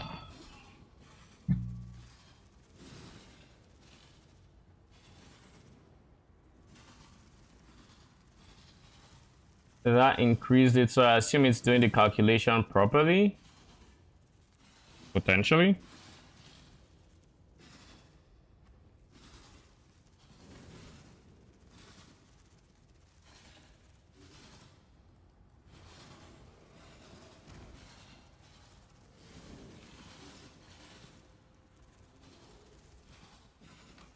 I do see myself. You know what? I just realized I don't have space for a 4 green triad grip. Like, it just can't fit anywhere. Because, like, this is the helmet. This is... There's nothing here except maybe this one that could potentially be a 4 green triad grip if I just got rid of this and this. But then where would I put Convocation? So yeah, I can't go triad grip, but I can't go grip of the council, I guess.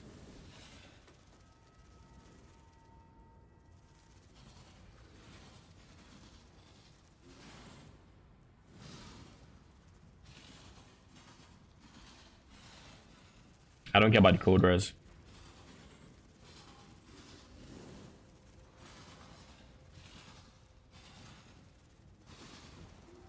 We're adding a lot of cold damage as is, so how about we ignore Grip of the Council and go for rare gloves? I should save a pair of convoking ones here. Something like I always have access to that gives me what I want. So ironically, I don't think this build wants a +2 wand. Like you definitely want 109. I don't think you want plus. I guess you could. If you go +1, then I might get an extra fire res eventually. Because, like, where's the helmet? Purity of Fire is 21. Low. It's 21, right? I guess I left down 23, which I shouldn't have.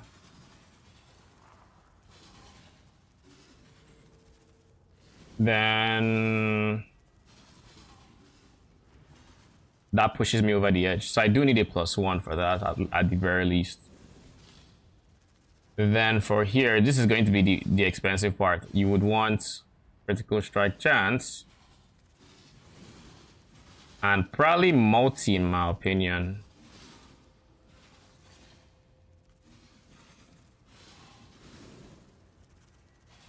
Plus 200. Oh, I guess attack speed is better then. And then you just add your trigger craft.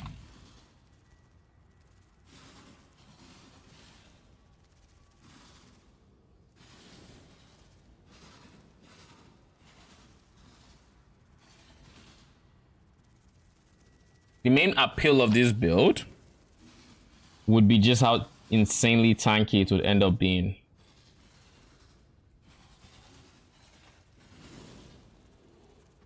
It's funny that there's no other prefix I would go for. But at the end of the day, it just has to be +2 wand. So we get that extra bit of life from the AG.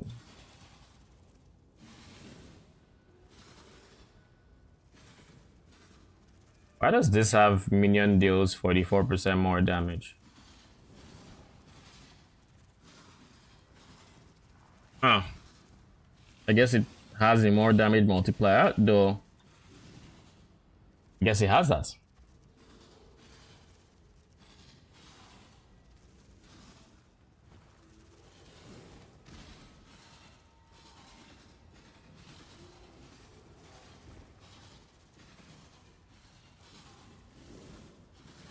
Honestly,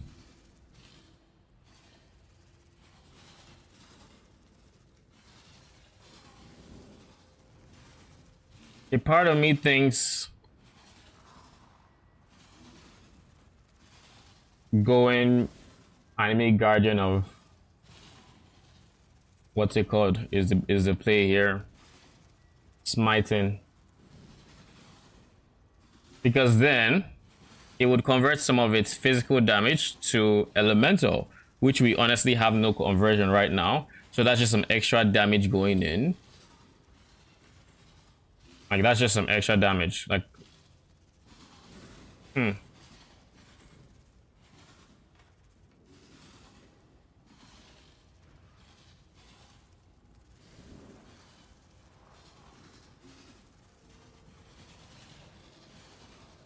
it's I'm not including in the full DPS, so I know I shouldn't see a difference there, to be honest.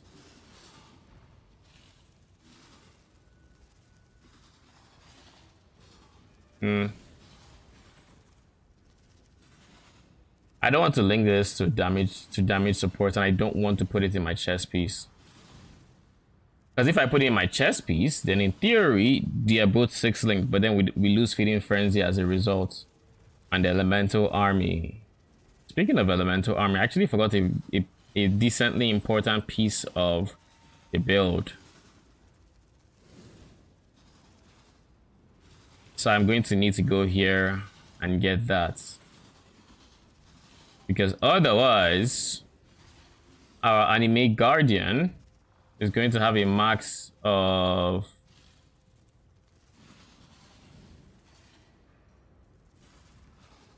AG. We're gonna have a max of 79% lightning res. So this goes from plus 90 to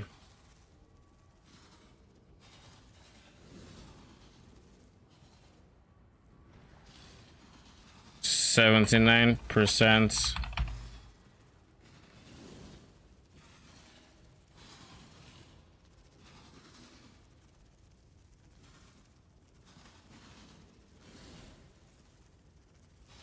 I don't know how I would make it work here.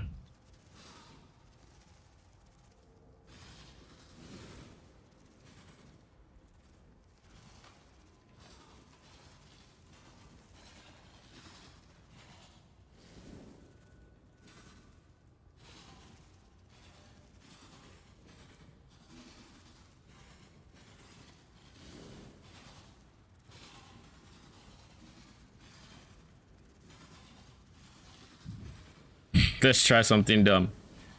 Have lightning resist. Wait, I said resistances.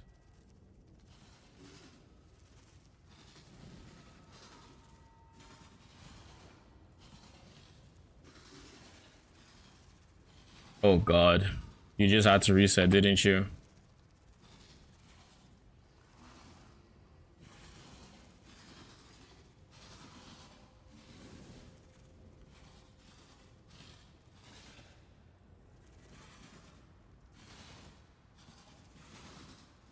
Um,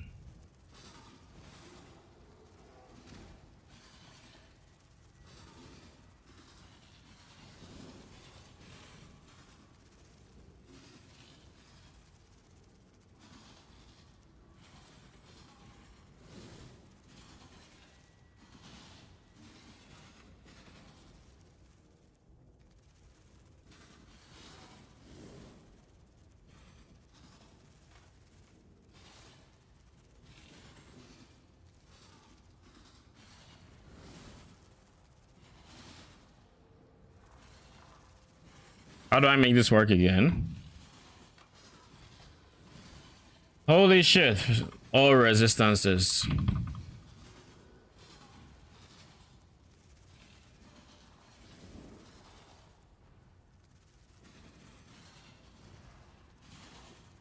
Now if I had to do 90.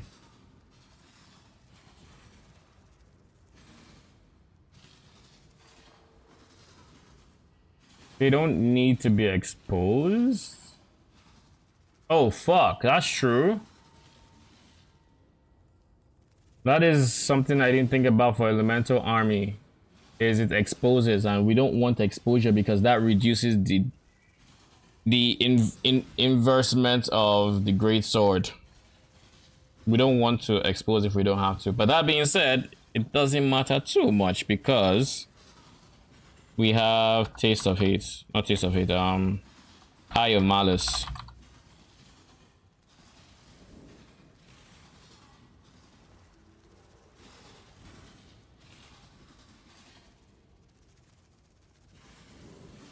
So regardless, it's going to expose them to cold. But like I said, that doesn't mean.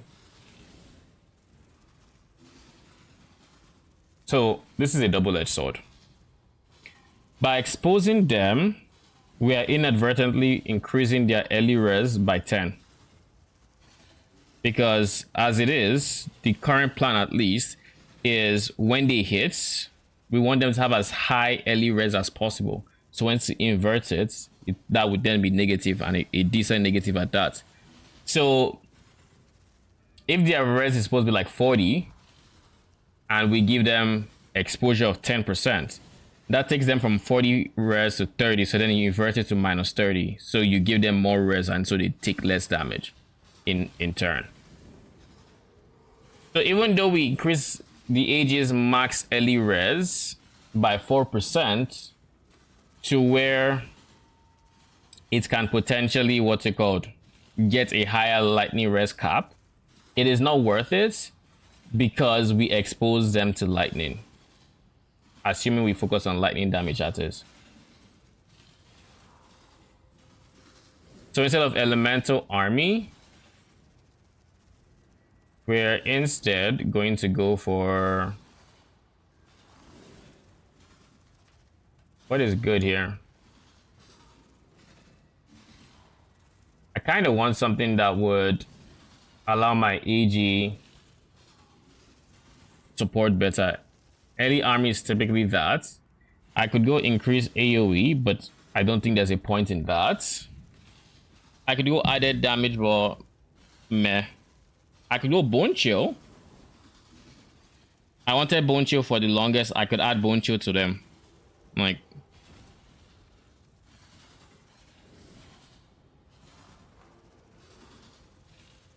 because enemies taking increased cold, like enemies having increased cold damage taken is huge because that is not exposure.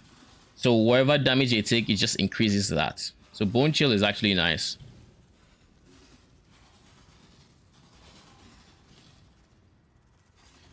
But then the Anime Guardian has to chill for this to work. And for chill to work, I believe you need to do at least an amount of the enemy's health in one hit. So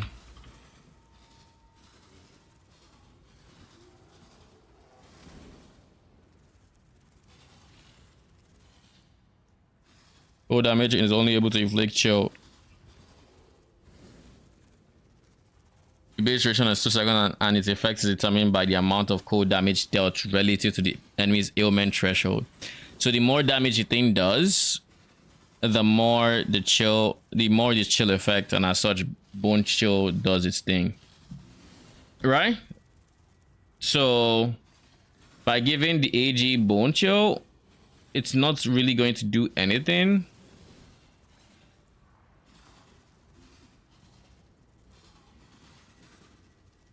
It's not going to change anything unless the Anime Guardian has damage to work with.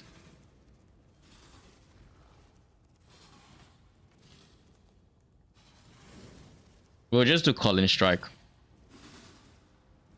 I think Calling Strike makes sense. Because the alternative is like increase AoE, which we don't care about really. We don't care about increased AoE. We don't care about a lot of things. Calling Strike would be nice.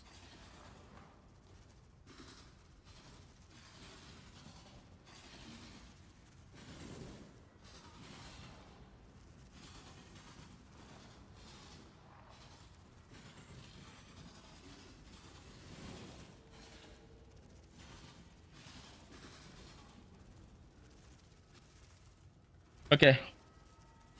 I can live with that.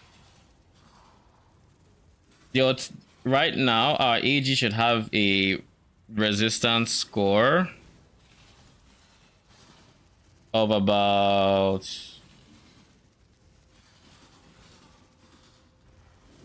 I want to test something very quickly. It doesn't have that. Where's the bone ring?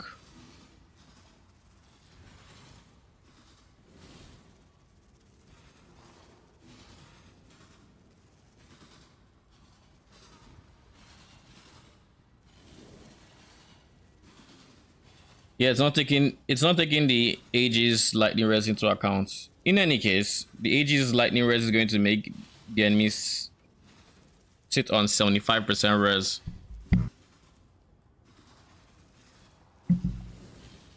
Enemies then sit on 75% res, and that gets flipped over to 75% lightning, minus 75% lightning and cold res. Eye of Malice.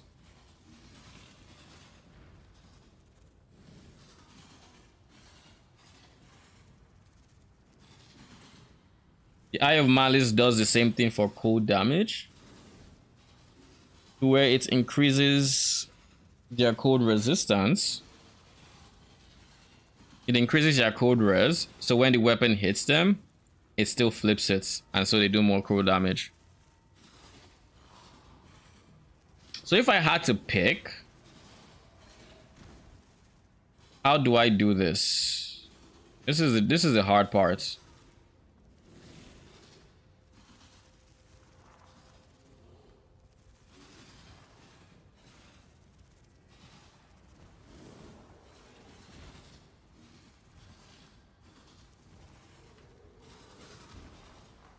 This is the hard part. Right now, we are doing 3 different sources of damage with the animate weapons.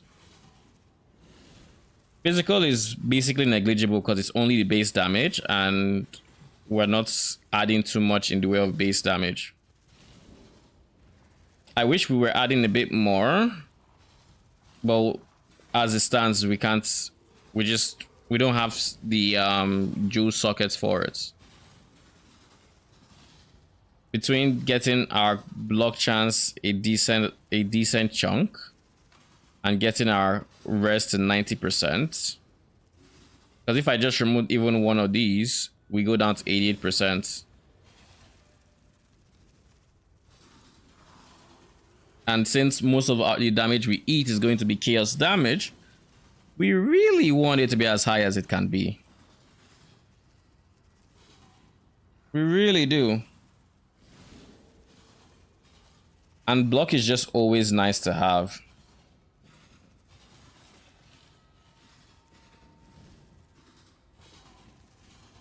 We can remove this, to be honest.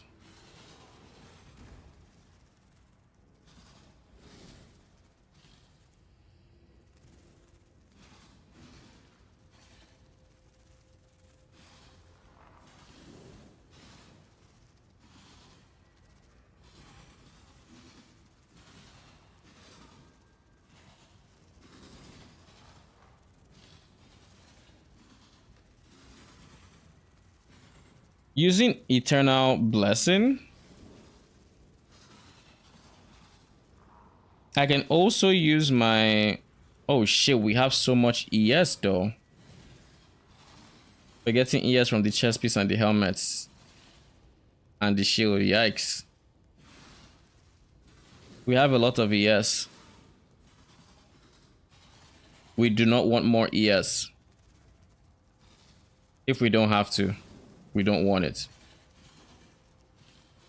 Okay, so now let's remove this and let's actually work on resistances on gear. Oh, my fire res is capped because of purity of fire. That makes gearing so bloody easy. So all I need to do is get chaos res on my... I don't even need that. I'll just go for life, minion damage, minion AS. I thought I was losing it. Minion AS. There we go. If we craft this on a base that has like really good Fractured attack speed. Beautiful. And then for suffixes, we just get chaos res. It can be very mid, it doesn't matter too much.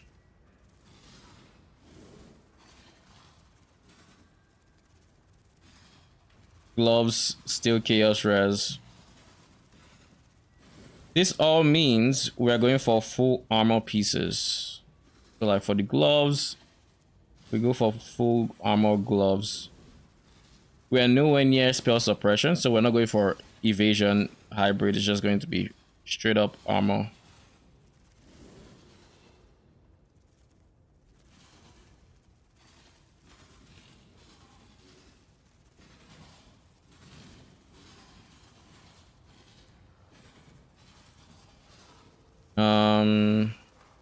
Intimidate.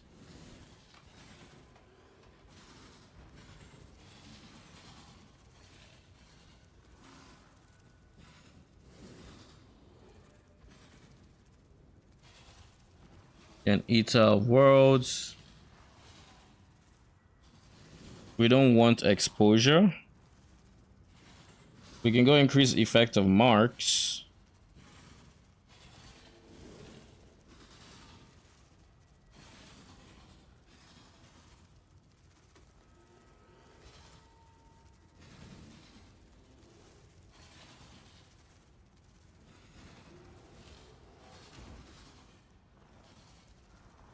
If I had to pick, I guess I would go effect of marks.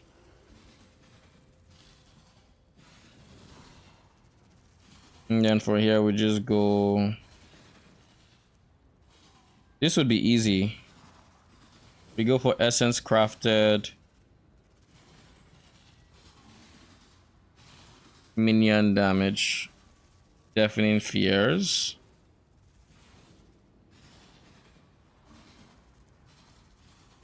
I'll leave that mid actually.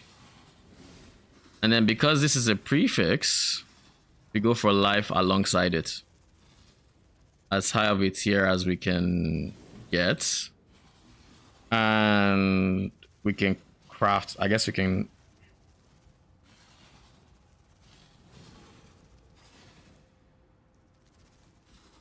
We then lock the prefixes. Actually, no. We're going to have to exalt whatever, and ideally we find like flat armor. Something like this. Or is percent increased armor even better? It is. Okay, we go for increased armor then. Hopefully we get something remotely good. We lock the prefixes. And then we go for Chaos Reforge. And then we're going to get like, let's say we use like 4, 5, 4, 6 divines to make sure we get a decent Chaos Res roll. Something like this is fine. Even though now we're like overcapped on Chaos Res, so it doesn't even matter past this point. And then here, what do we do?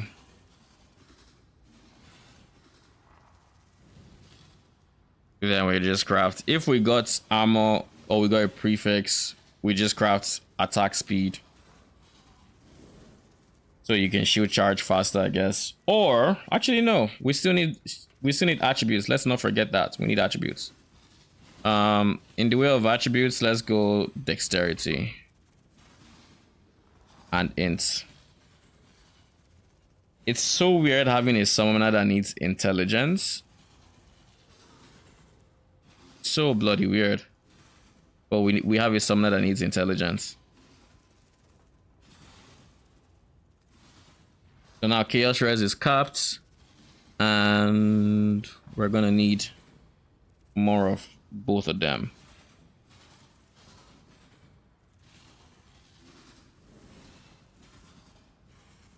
For the bone ring. Tanky looking character, I know, right? That's the idea. This character ideally should be immortal. Or at least that's the plan.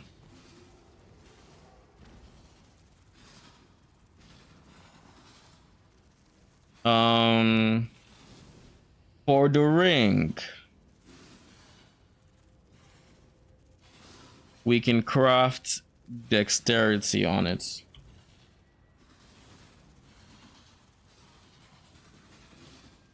And make sure, of course, it's full. That fixes dexterity. So our boots. The beauty of this is our boots don't even need to be +1, +2 specters anymore. So it's just gonna be regular armor, Titan greaves with. For boots, it's actually easier to craft the suffixes first. So you'd spam essences of whatever for chaos res. I think it's envy. Yeah, you spam envies for chaos res. I don't need chaos res. Like, I'm overcapped actually.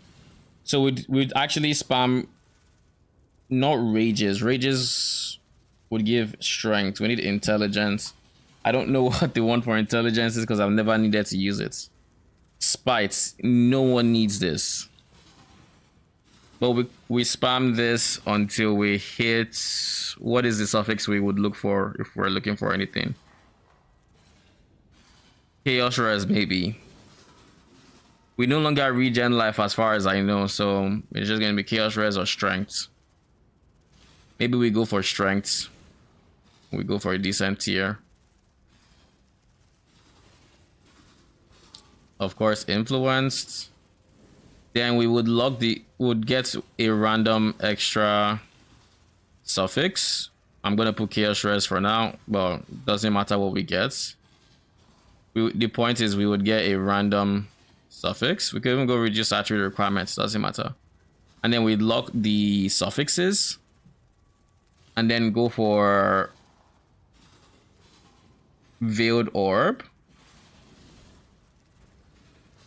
Would bench craft life to block life, go for veiled orb, hit movement speed, and if we're lucky we go for this one, but otherwise odds are we'll go for like avoid chill or onslaughts or whatever else. So now we have the movement speed, so we just go we can exalt and hope we hit something useful. If we hit armor, beautiful, and then we just bench craft life if we don't hit life. If we do hit life, we would want it to be a decent roll. Maybe we reforge life and hope we hit something good. I think that would be the play, because the steps so far are not too expensive. So we can actually look to reforge life, get something decent. But the only problem with reforging life first is your Ashton could remove the life, and then it's like you just wasted money. And then increase armor.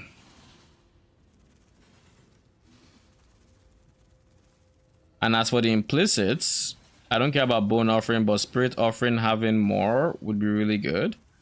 Max fire res would be huge. Max fire res puts us basically near 90% fire res, thereby increasing our elemental max hits by 4k.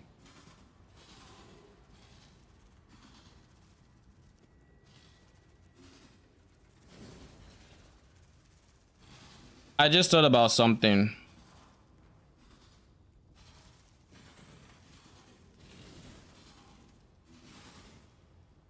With all my mitigation,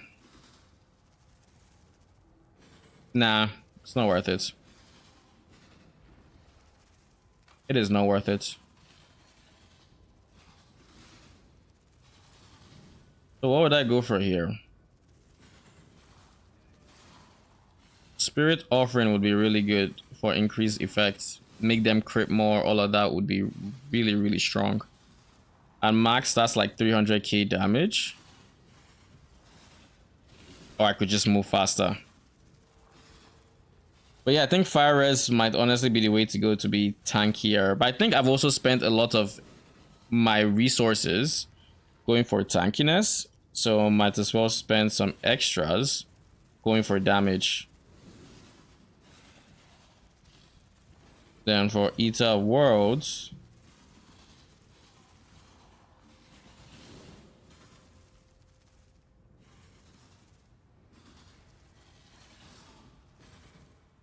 what can we go here that actually makes room?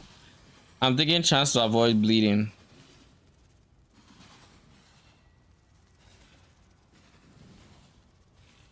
I think chance to avoid bleeding is probably going to end up being what we go for, 50, and we can get up to 50% just from that. So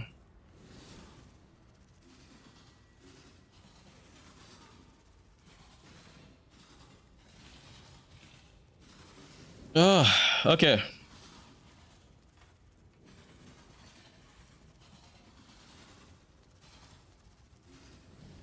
Wait a second. What do essences of fear do for boots?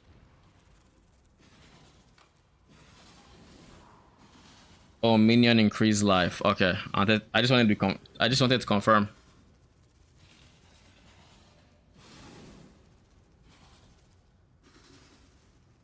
Okay.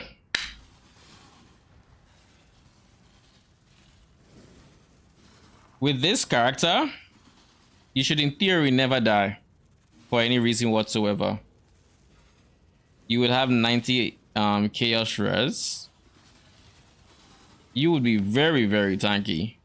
All your elemental damage is being converted to like 75% chaos, 25% fire.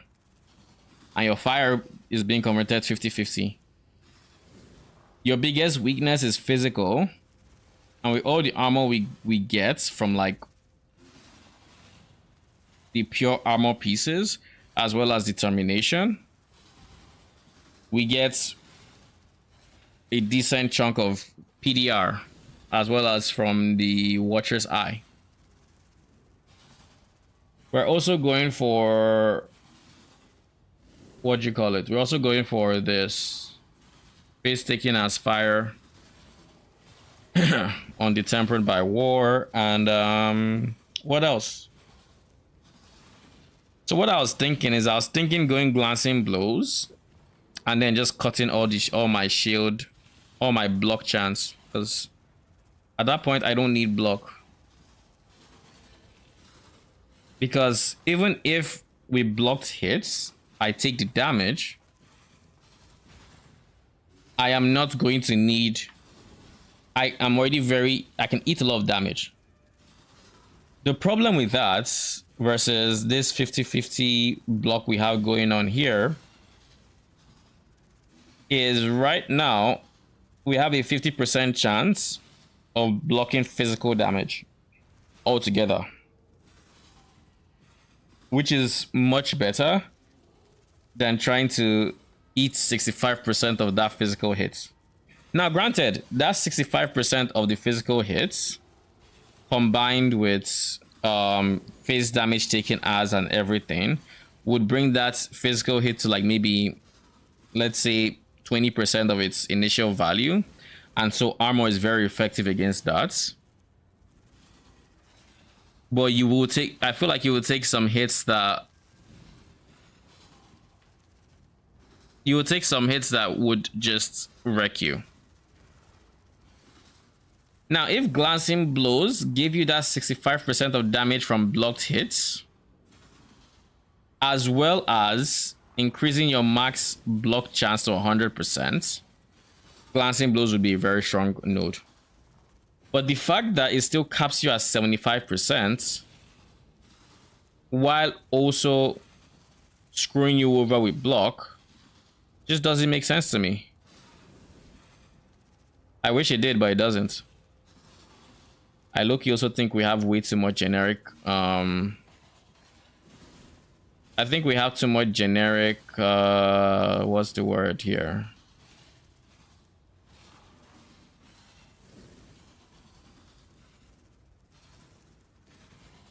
I think we have too much generic resistances everywhere that we're not using. Like we get up to into the positives of cold res into 30%.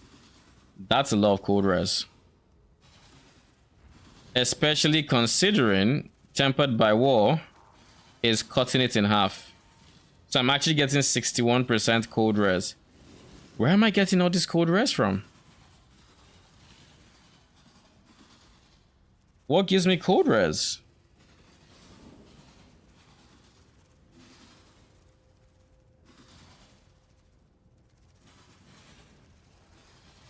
Oh, I know, it's the flask. It's the taste of hate.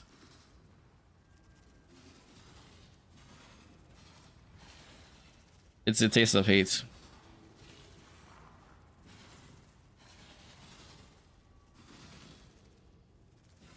So, my question is this enough DPS? Now, things to note about this DPS.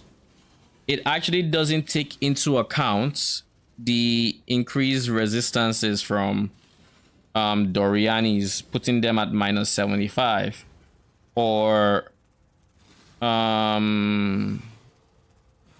Doriani's putting them at 75 and Iron Man is putting cold res at minus 50. It doesn't take that into account, so keep that in mind.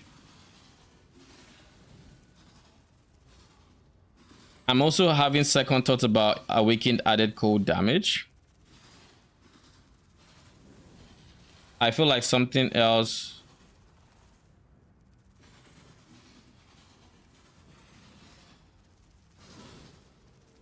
I feel like something else is better, but I don't know what. Added code is really good, especially alongside hatred, but I feel kind of awkward leaning into hatred, if that makes sense. Because in terms of phase damage, they're not doing much phase damage. Their base damage is low. We're not scaling it. We're not giving them flat phase. We're not giving them levels. Like it's low.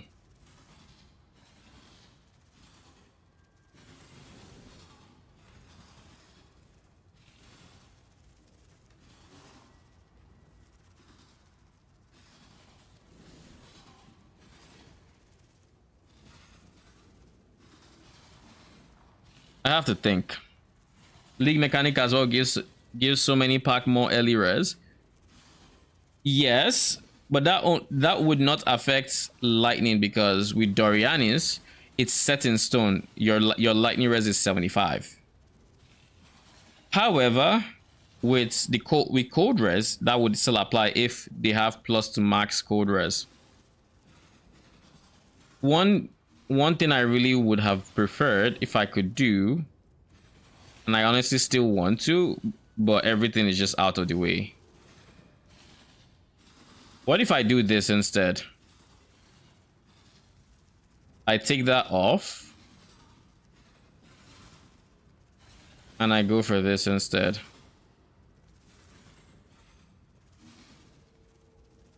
By doing this, I lost a lot of life percentage.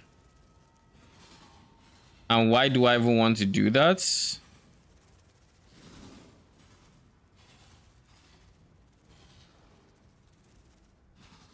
Where are you?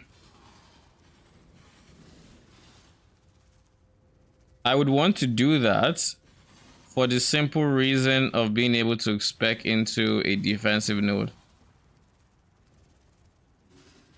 You know, this is a terrible idea because I can't even use golems. I just be getting this strictly for the max early res. Like strictly for that.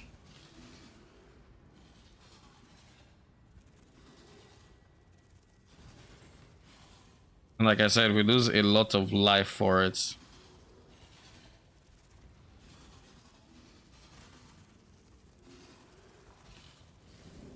We would get access to this though.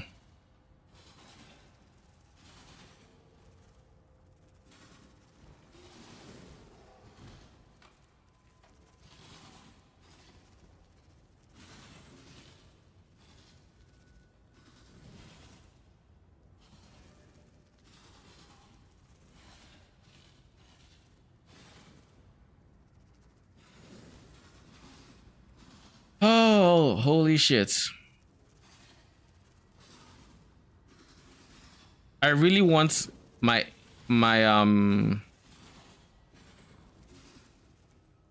I I really want my anime guardian to have that extra bit of early res. And the best for them is this one. That gives them PDR and life. So what if I did this?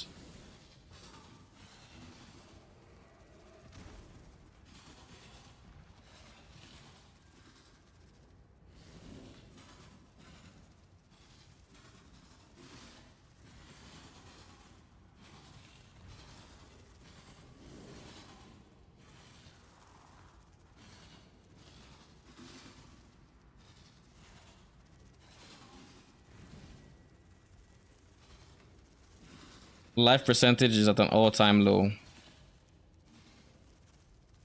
We still can't touch this because it will hit our max fire res. Hello there. What up, Quest? Welcome, welcome. How are you doing today?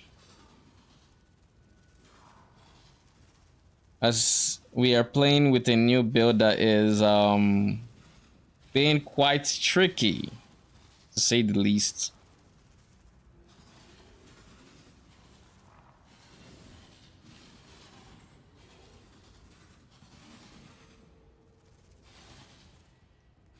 I'm doing good.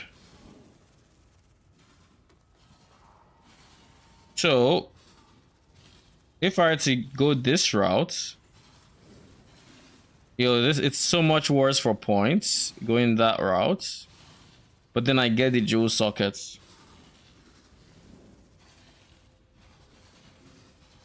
The chains of command is going good. Like as you can see, I'm trying to figure out where I can get points from without messing with my damage. Like realistically, I can get like from here, but I don't want to, because if you invested in a 3% attack speed, life, 35% effect cluster, you would want everything coming out of that cluster, you know, because that would be bloody expensive. Oh, there's just no easy way to do this. Does this give block chance? No, we are not so lucky. It doesn't give block chance. So it means we do need to go to this side. Great.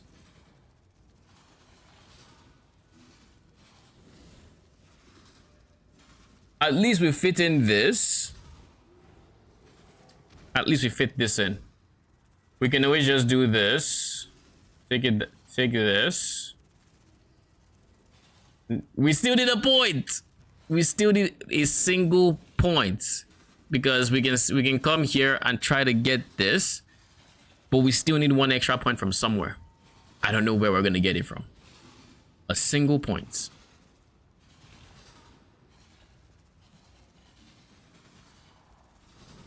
What does my accuracy look like? I already took the accuracy node away, right? Yeah, the accuracy node is gone. You get it from the one bottom left in the life mastery. This one, you see, I've taken away from life, you know. So if I take away any more, me and life are gonna have a problem. You know, we're not gonna be talking eye to eye anymore. Even now as is, there's a lot of tension. You know, life doesn't exactly like me, because every chance I get, I screw it over. So me and life, it's very touchy, very touchy. Because like initially I had this cluster, I had where are the life nodes? I had this fully taken. I'm not even getting this life node here. Like it's only 98%, which is very low. But the thing why the 98% we can live with 4K life, we would want more, but the reason is we're at 90% res. So that alone is good. But these reses are not going to save us from physical hits. You know, those hits that come in when something big hits you, it doesn't save us from that. So that's why we need a big life pool and as much armor as we can fit. So we can actually get some mitigation. And because we are now going the double writing jar thingy, because we are going double writing jar, we don't have access to a basalt flask. If I had basalt flask, armor would be arguably higher. Flask gen would be arguably higher. And as such,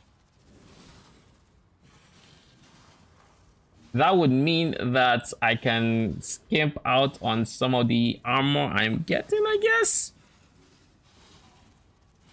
I have way too much ES, I'll say that much. I kind of don't even want to take this node anymore because ES, yikes.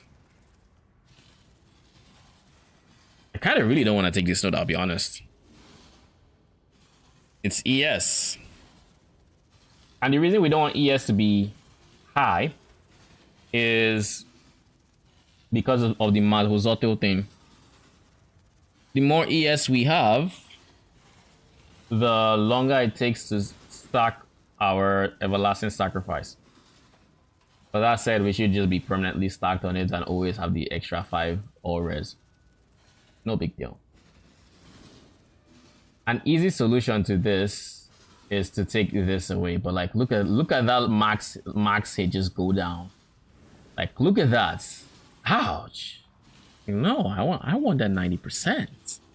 I don't want any less. Alright? So if we have this much leeway in chaos res, we don't need asylum. Reduced effect of curse is nice. Honestly, I'm just doing it for the corrupted blood immunity. So instead of doing that, we just go for the we go for this. We go for this.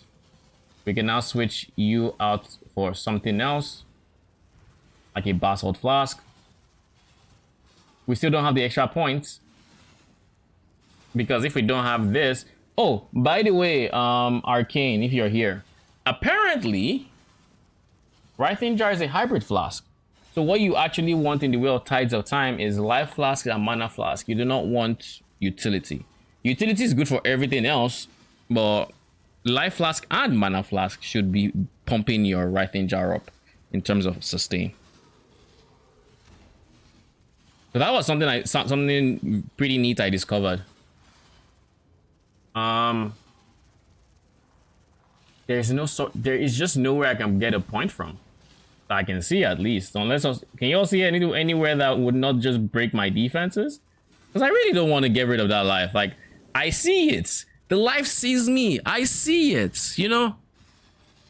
But I kind of don't want to because I know the implications of that.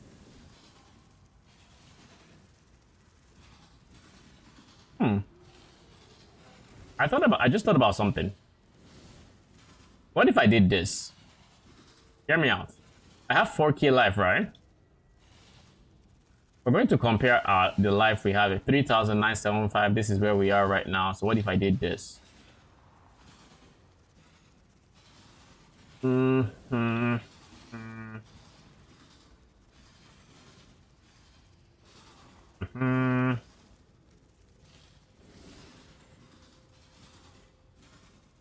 Nope. We need a pure life cluster or section to counteract what we just lost. Something that'll give us a big chunk of life. There we go. Something like that. It's still not enough. We still don't get up to the amount of life we just lost. What if we, instead of doing all of that, we have how many points? Can we get to here? Oh, we can. Oh, we can. At the end of the day, what I'm gonna end up doing, most likely, is... Oh, take this off, take this off. What have I done? Where is the extra points? Oh, no, you were there. Oh, it's you. That's where it is. I could, in theory, 20 max life, 10% strength. I could, in theory, anoint a life node just so we, you know, propped up a bit. Where is my amulet? All's uprising, anoint. Let's sort by. If I say life, what's it gonna show me? 50 life mastery is less than 6%. I could check. I could honestly check. Lord of the Dead. I said sort by life, not minion life, my guy.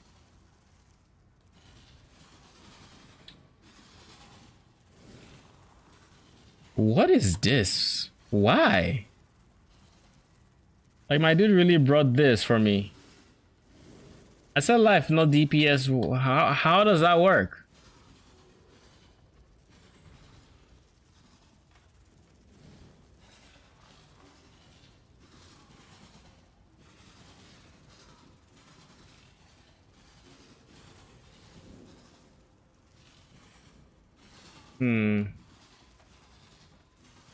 So you said the 50 life mastery is worth less than the thingy? So if I take this off, it's 3849. 3834. True. True.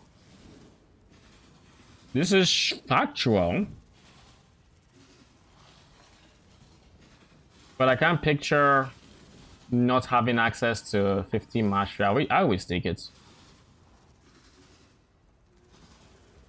Especially as you level up, it's really good.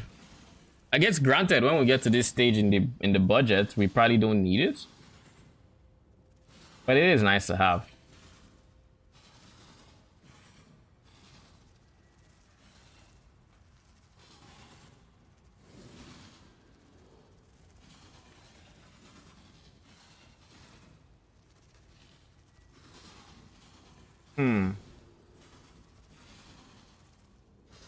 I still need a source of corrupted blood immunity, I'll say that much. Like, if I'm not going to go this one, I need a source of corrupted blood immunity, because corrupted blood does hurt. There aren't too many sources of it, but when you get a source, it hurts. It hurts big time. It's good for optimizing for sure. So if I take these two away, I get this one. And then in its place, I craft a Ghastly Eye Jewel. A Bestial Ghastly Eye, yes. And we give it flat life to replace the one we just lost, the 50. And then everything else is, you know, completely optional. We give a flat gold. For here, we don't need too much. We go the attack. So taunts would be nice to have here. Minions have an X% chance to taunt. And then last but not least, I have Tempest Shield, so I'm shock immune. Ignite is the only thing we should be worried about. Stuns are still a problem, so maybe avoid stun. But in reality, if I were going for this cluster, all I would look for is these two, and then the corrupted implicit, corrupted blood. Where are you at? This. So something like this. And then that would just be there to give us corrupted blood immunity. Because we do need corrupted blood immunity, I'll say that much. We end up, we run about the same health, but we now have this. We have access to this now. I still want more life, low-key, but I guess can be choosers, I guess. I guess. All right. So as it stands, we have taken, we still have our instant leech. We've taken their resistances up to our anime guardian now has lightning res of 83%, I believe. So now they should effectively have negative 83% to lightning res when we hit them. What else? So that should be really good for damage, and that's not even accounted for. How I don't know how I would do it, because if I say nearby enemies, I can't give them a flat value for... Oh, wait. I can. Here, enemy lightning res. 83. Yeah. And then it goes up. Damage keeps going up. Yada yada. Okay, cool. I think I can with this. They should have 83 lightning res. Their cold res would still be 75 though. It would still be 75.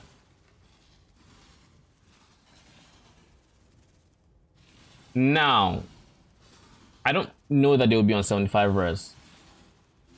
Reason being, this guy has Eye of Malice. So, the easy way to do it... Oh my god, I just screwed my entire DPS calculation again. I keep forgetting. I probably should even do it right now because I still haven't set the full Anime Guardians gear set. But for now, let's just have it like this. I would keep that corrupted myself and take the 15 max HP most likely, since if your resist and mitigation are good enough, that 190 those are life will make enough of a difference in high end game content in my thoughts. The thing is, every point in HP matters, especially more so now that we have a lot of mitigation, and the reason being is the mitigation should prevent us from getting one shot to a good degree. However, we can still take a big hit. But the larger the pool we have to draw from, the more effective hit pool we have, especially when we take instant leech into account, because instant leech will push us back to full almost instantly, if not instantly, right? So if we have a larger pool, we have that much more resistance to dying, if that makes sense. So 190 health might not make too much of a difference, but it could also be the difference between you getting one shot and you living with 190 HP, you know? It could be the difference. Now, granted, we have block, and if we really wanted to, I guess we could remove block altogether and then just go like pure health. Because if we didn't need block, what we would end up doing is we'd go like this. Actually, if we didn't need block, we wouldn't even come here. We would probably cut this off here and then use all the extra points for life. Like, get life here, fill up this one. Maybe expand into here, get not this one, you. This is life and ES. I don't want ES. I'm on ES sabbatical. But this also has ES, so oh my god. But yeah, if I didn't need block, I wouldn't come into this area at all. I might have come down here, gotten block, gotten the damage, then continued past there to get here and here. And that would mean I don't need to even come into this area at all. Actually, no, I still need leech. Leech is still needed. Leech is so restrictive. Like, the fact that we only have leech here and here as the closest leech sources is wild to me. So yeah, we'd still need to come here. Okay. But we would have access to like all the extra maximum life clusters that we currently do not have if we weren't going for block. So honestly, I have half a mind to just up and remove all the, like, here, cut it off, ignore block, remove Tempest Shield, replace Tempest Shield with, if I can have words again, replace Tempest Shield with Skitterbots.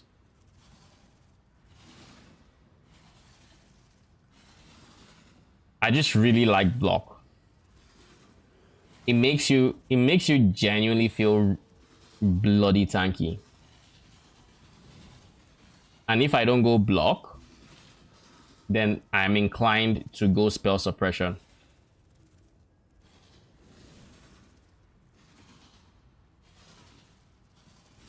If I don't go block. What if we try that? What if we just try going spell suppression instead? Let's create an let's create a second tree and just test it. I don't want to go spell suppression on my gear, I'll be honest. I don't like spell suppression because it feels so restrictive. Because remember how we had so many suffixes to work with previously? Yeah. Oh, that's gotta go. I like how much strength I have right now. I don't know that I want to get rid of it. But oh well.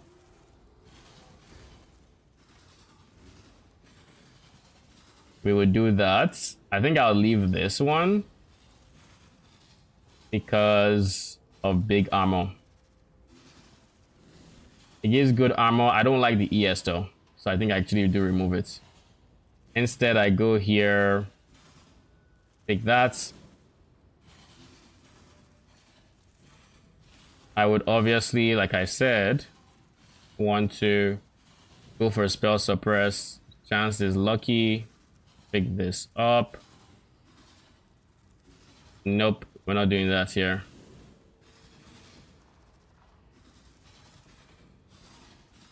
We're up to 106% on the life meter.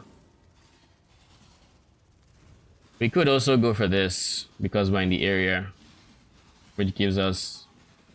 Does it give us an extra fire res? Yes, it does.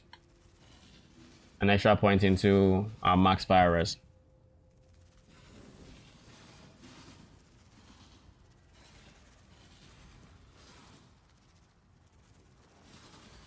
Okay. So we could do that. Which, by the way, I guess what I want to see is... No.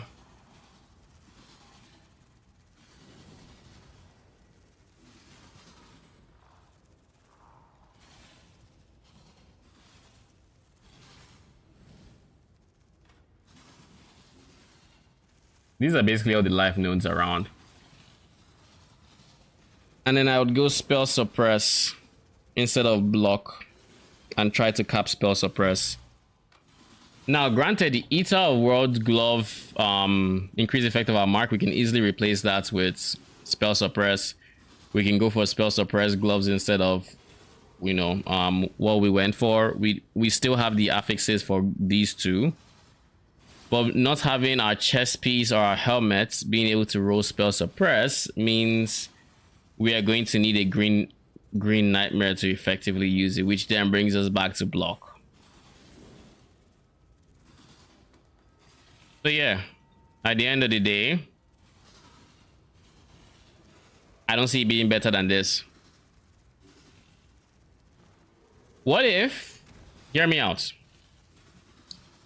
What if instead of what we did here, tell me if I can Control Z it. Nope, I cannot. Okay. Let's do that. Let's do that. Get all the points back. What if we did this?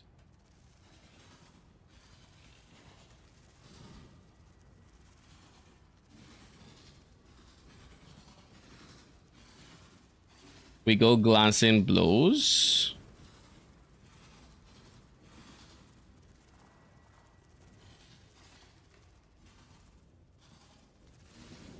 At this point, I've tried all the nightmares.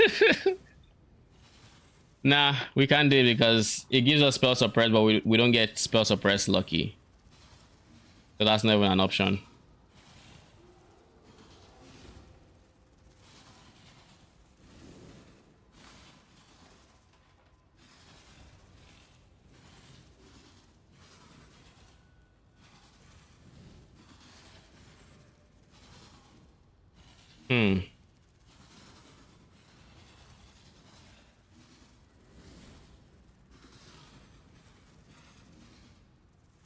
I could just completely just blink Thanos snap this out of existence.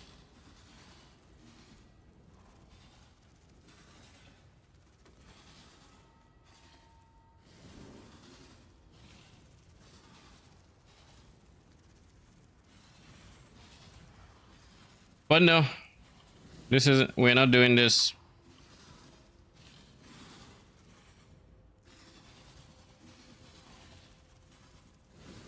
Wait a second, you're back. So you're gone? Okay. I think this is fine. I think it's a good place to stop.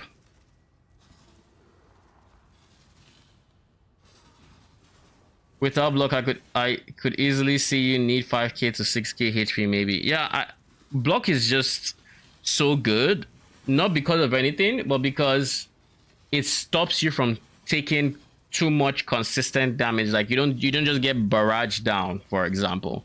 You're going to take one, then block, and yada yada. Like it's going to help gap your damage ticks. And so long as it's doing that, your leech has more, your instant leech has more space to kind of keep you alive, so to say.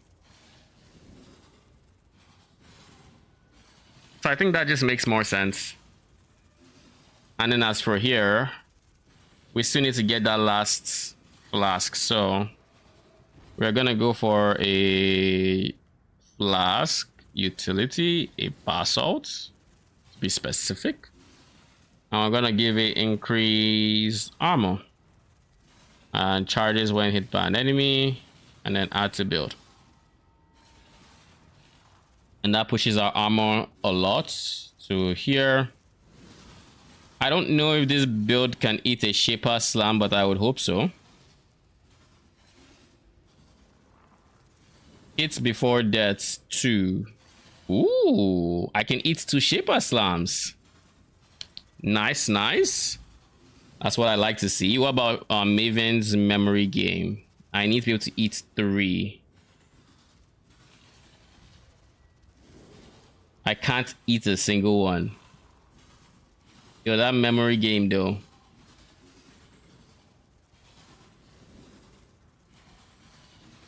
Enemy damage is 117k and it's taken as the 3 elements. So everything instead is converted to fire, and I end up taking 58k and 58k.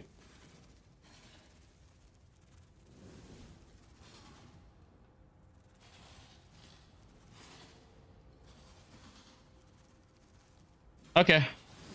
So I can't eat memory game. But is there anything I cannot eat? I can eat one serious meteor before I die. So I can eat Sirius's meteor. I don't know if it shoots more than one, but this build can eat it.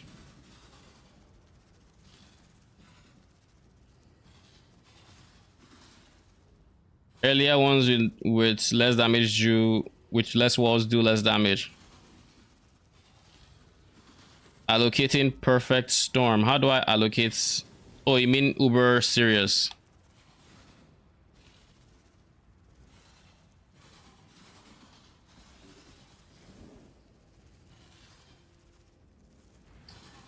Okay, we're back to default settings.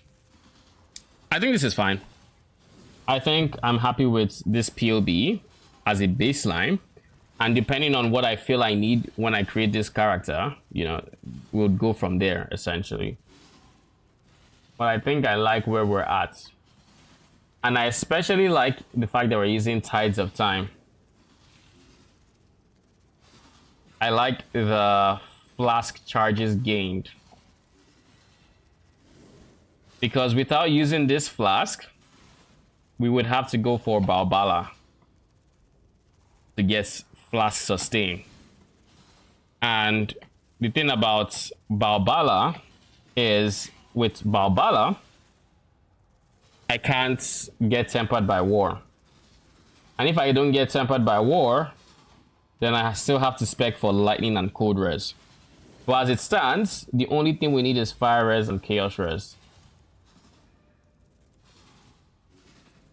And if we still feel like we die even at any point, We can always switch our boots to giving us from Spirit Offering to giving us max fire res, and that would take us to 88%.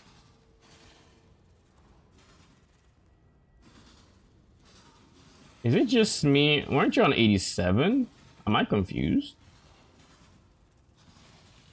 Did my aura effect go down? What's happening here?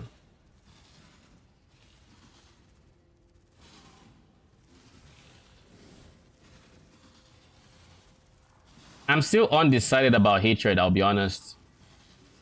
Because the face damage as is negligible. I could easily still go Wrath. Very easily. All the same. I could go Cold or...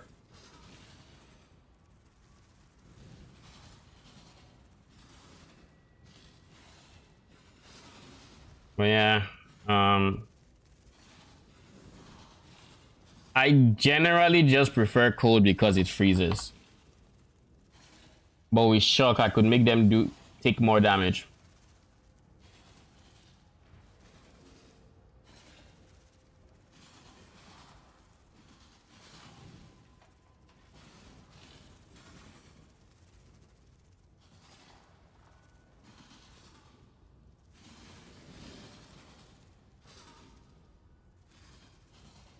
We can still fit in an Eternal Blessing.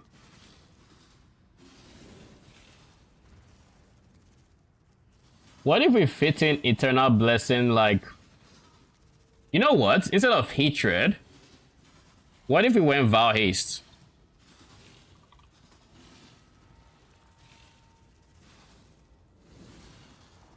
What if we went Vow Haste? Yeah, granted, we would always have Vow Haste. We would have Haste up, and then when we use Vow, we get to 10 mil. Without Vow, we're on 8. It's not as much damage.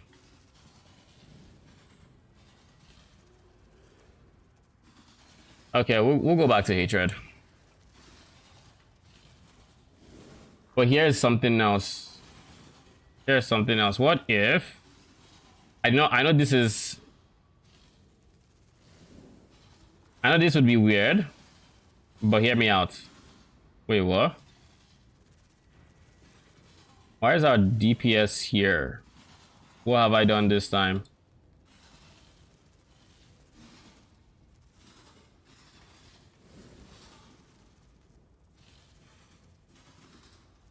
What did I do?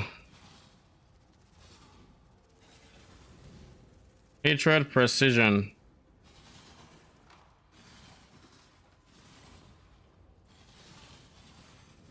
What on earth have I done?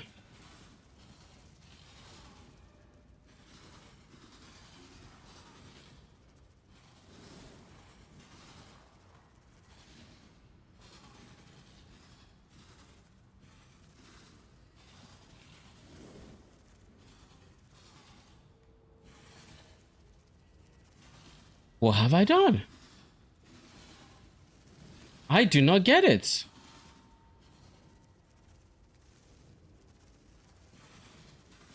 What did I change? I changed Hatred to Haste.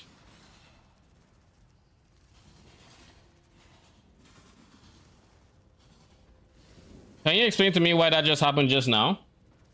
I was on 7 mil. I turned off Hatred, I turned it back on. I'm on 9 mil.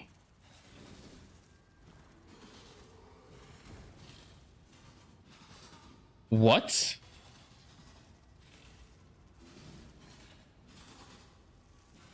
Did he reset config? Not that I know of. Should still be fine.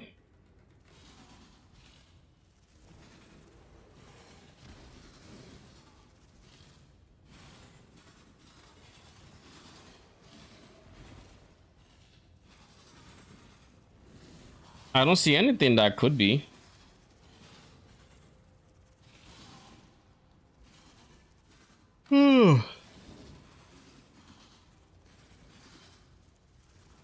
Yes, what did I just click to increase my damage? I think it was you. How about this? Don't save. Everything's in the exact same spots. 9.5 mil.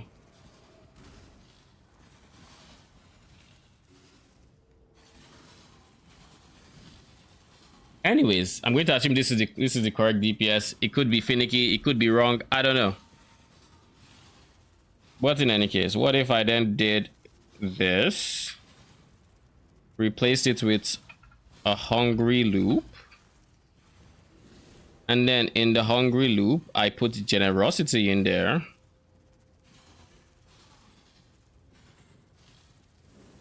I put hatred. No, not hatred. Haste.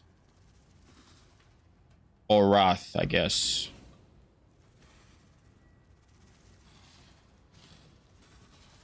And then eternal blessing.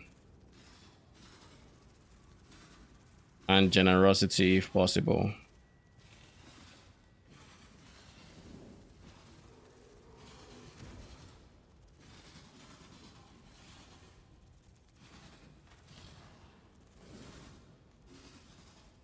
What is the costs of that spell? I have a lot of ES, so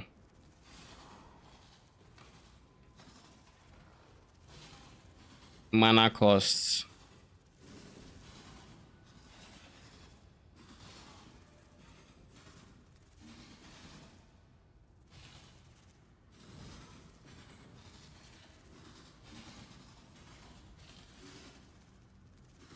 Where is the mana cost?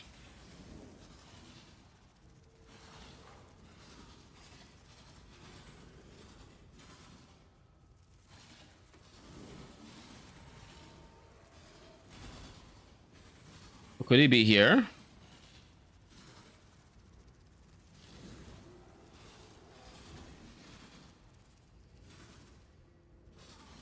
Eternal Blessing doesn't remove its cost. Eternal Blessing makes it so you can hit it and it costs mana for you to cast versus reserving it. So it would then be up for X amount of time. But it will be up for a duration. Essentially. So it should have a very steep mana cost. That's the other blessing. No, that's... Wait.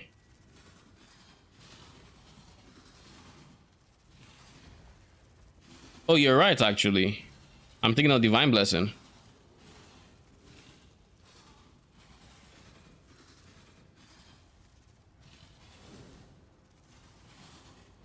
Yeah, Divine Blessing. What I meant. Why did I write last, lol? Yeah, there we go. 600.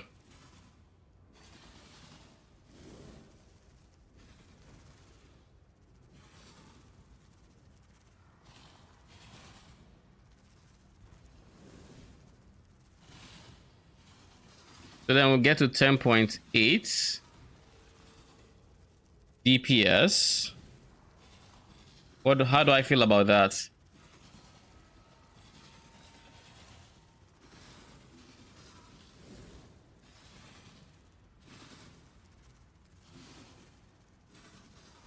I'm thinking.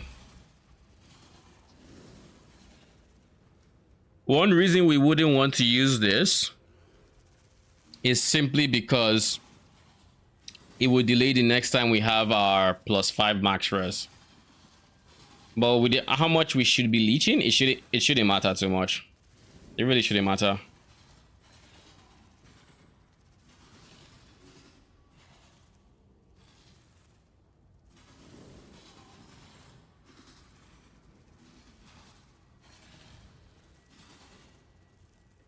But then this would be one more button to press. Let me think about how many buttons we have to press. We have Convocation, we have Shield Charge. We don't need to press Assassin's Mark because it's in our trigger. We don't need to press anything else. So the only other button we'll be pressing is Wrath. We don't need curses, nothing. Okay, it's not bad. 10.8 mil with that, it's not bad. It did put us at below 9, below chaos cap or whatever you'd call it. So We're gonna then have to go into our boots. I think it's greaves. And actually make up for the chaos res. And same with our gauntlets, because previously we didn't need the chaos res. Now we do.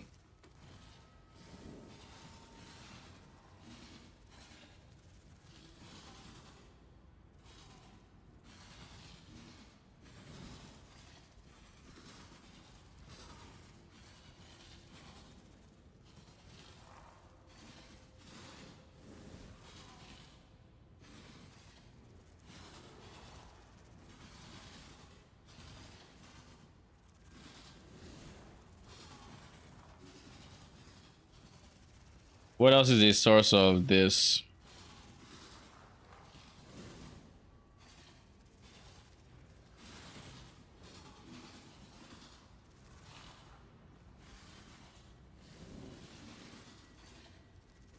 I don't like it. I don't like it. The reason I don't like it is because we already use a lot of uniques, right? So I kind of just want to use a regular bone ring. What if I didn't have this? Without that, I can't afford hatred on here. What if we didn't run hatred? What if instead of hatred, I mean, if I don't run hatred or anything of the sort, then it's not worth it, right? Because what I want to do is I want to try and own it all.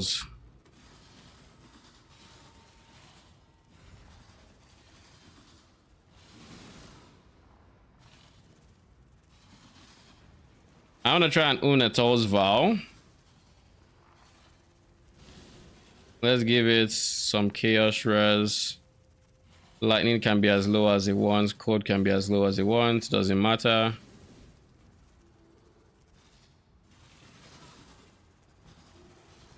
Fire would be nice to have. We would have to make up for the dexterity elsewhere, but that's easy to do, right? It's actually pretty easy. But by doing this and switching to an Unator's Vow, we would then switch Hatred with Skitterbots.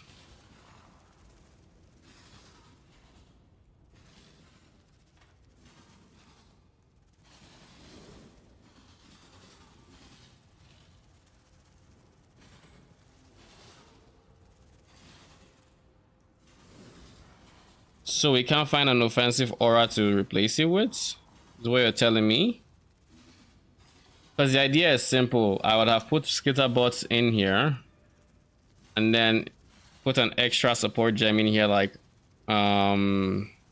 Awakened Added Lightning, for example.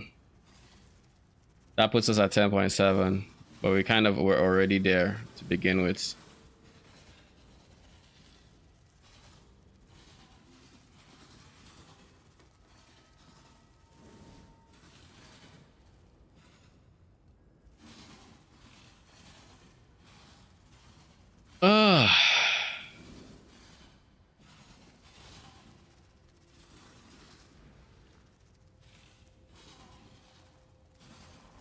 Now, granted, we can use something like Defiance Banner in place of the Hatred, but then we're replacing offensive with defensive.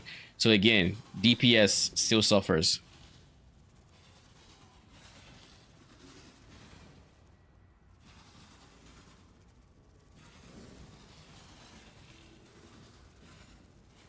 Yeah, if I had to, I think I would literally just switch the Bone Ring for a Hungry Loop and then use that as an aura, as a Divine Blessing support or socket. If I had to, that's what I would do. It's just with everything else, it's quite insane just how many uniques we're already using. I don't want to add to that.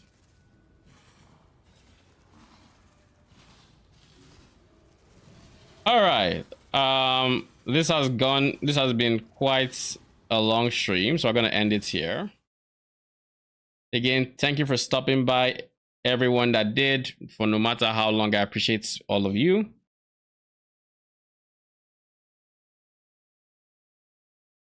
Rat was still on. Don't mind me. I'll be right back instead of my random ideas. I mean, I don't mind the suggestions. They were helpful. At least it puts things in perspective. So I don't mind them at all. That's the whole point of creating on stream, right? You get to hear different ideas.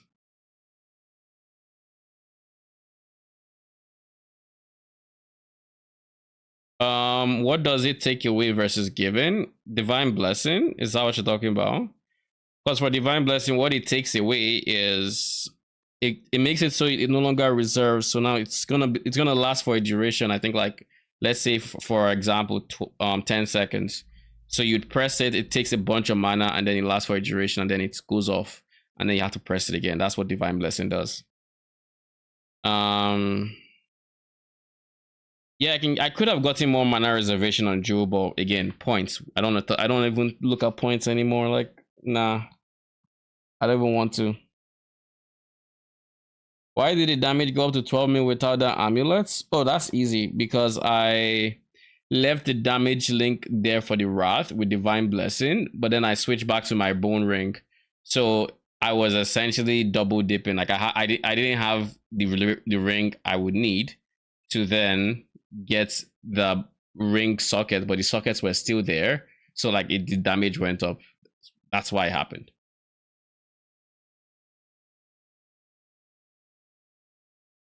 Yeah.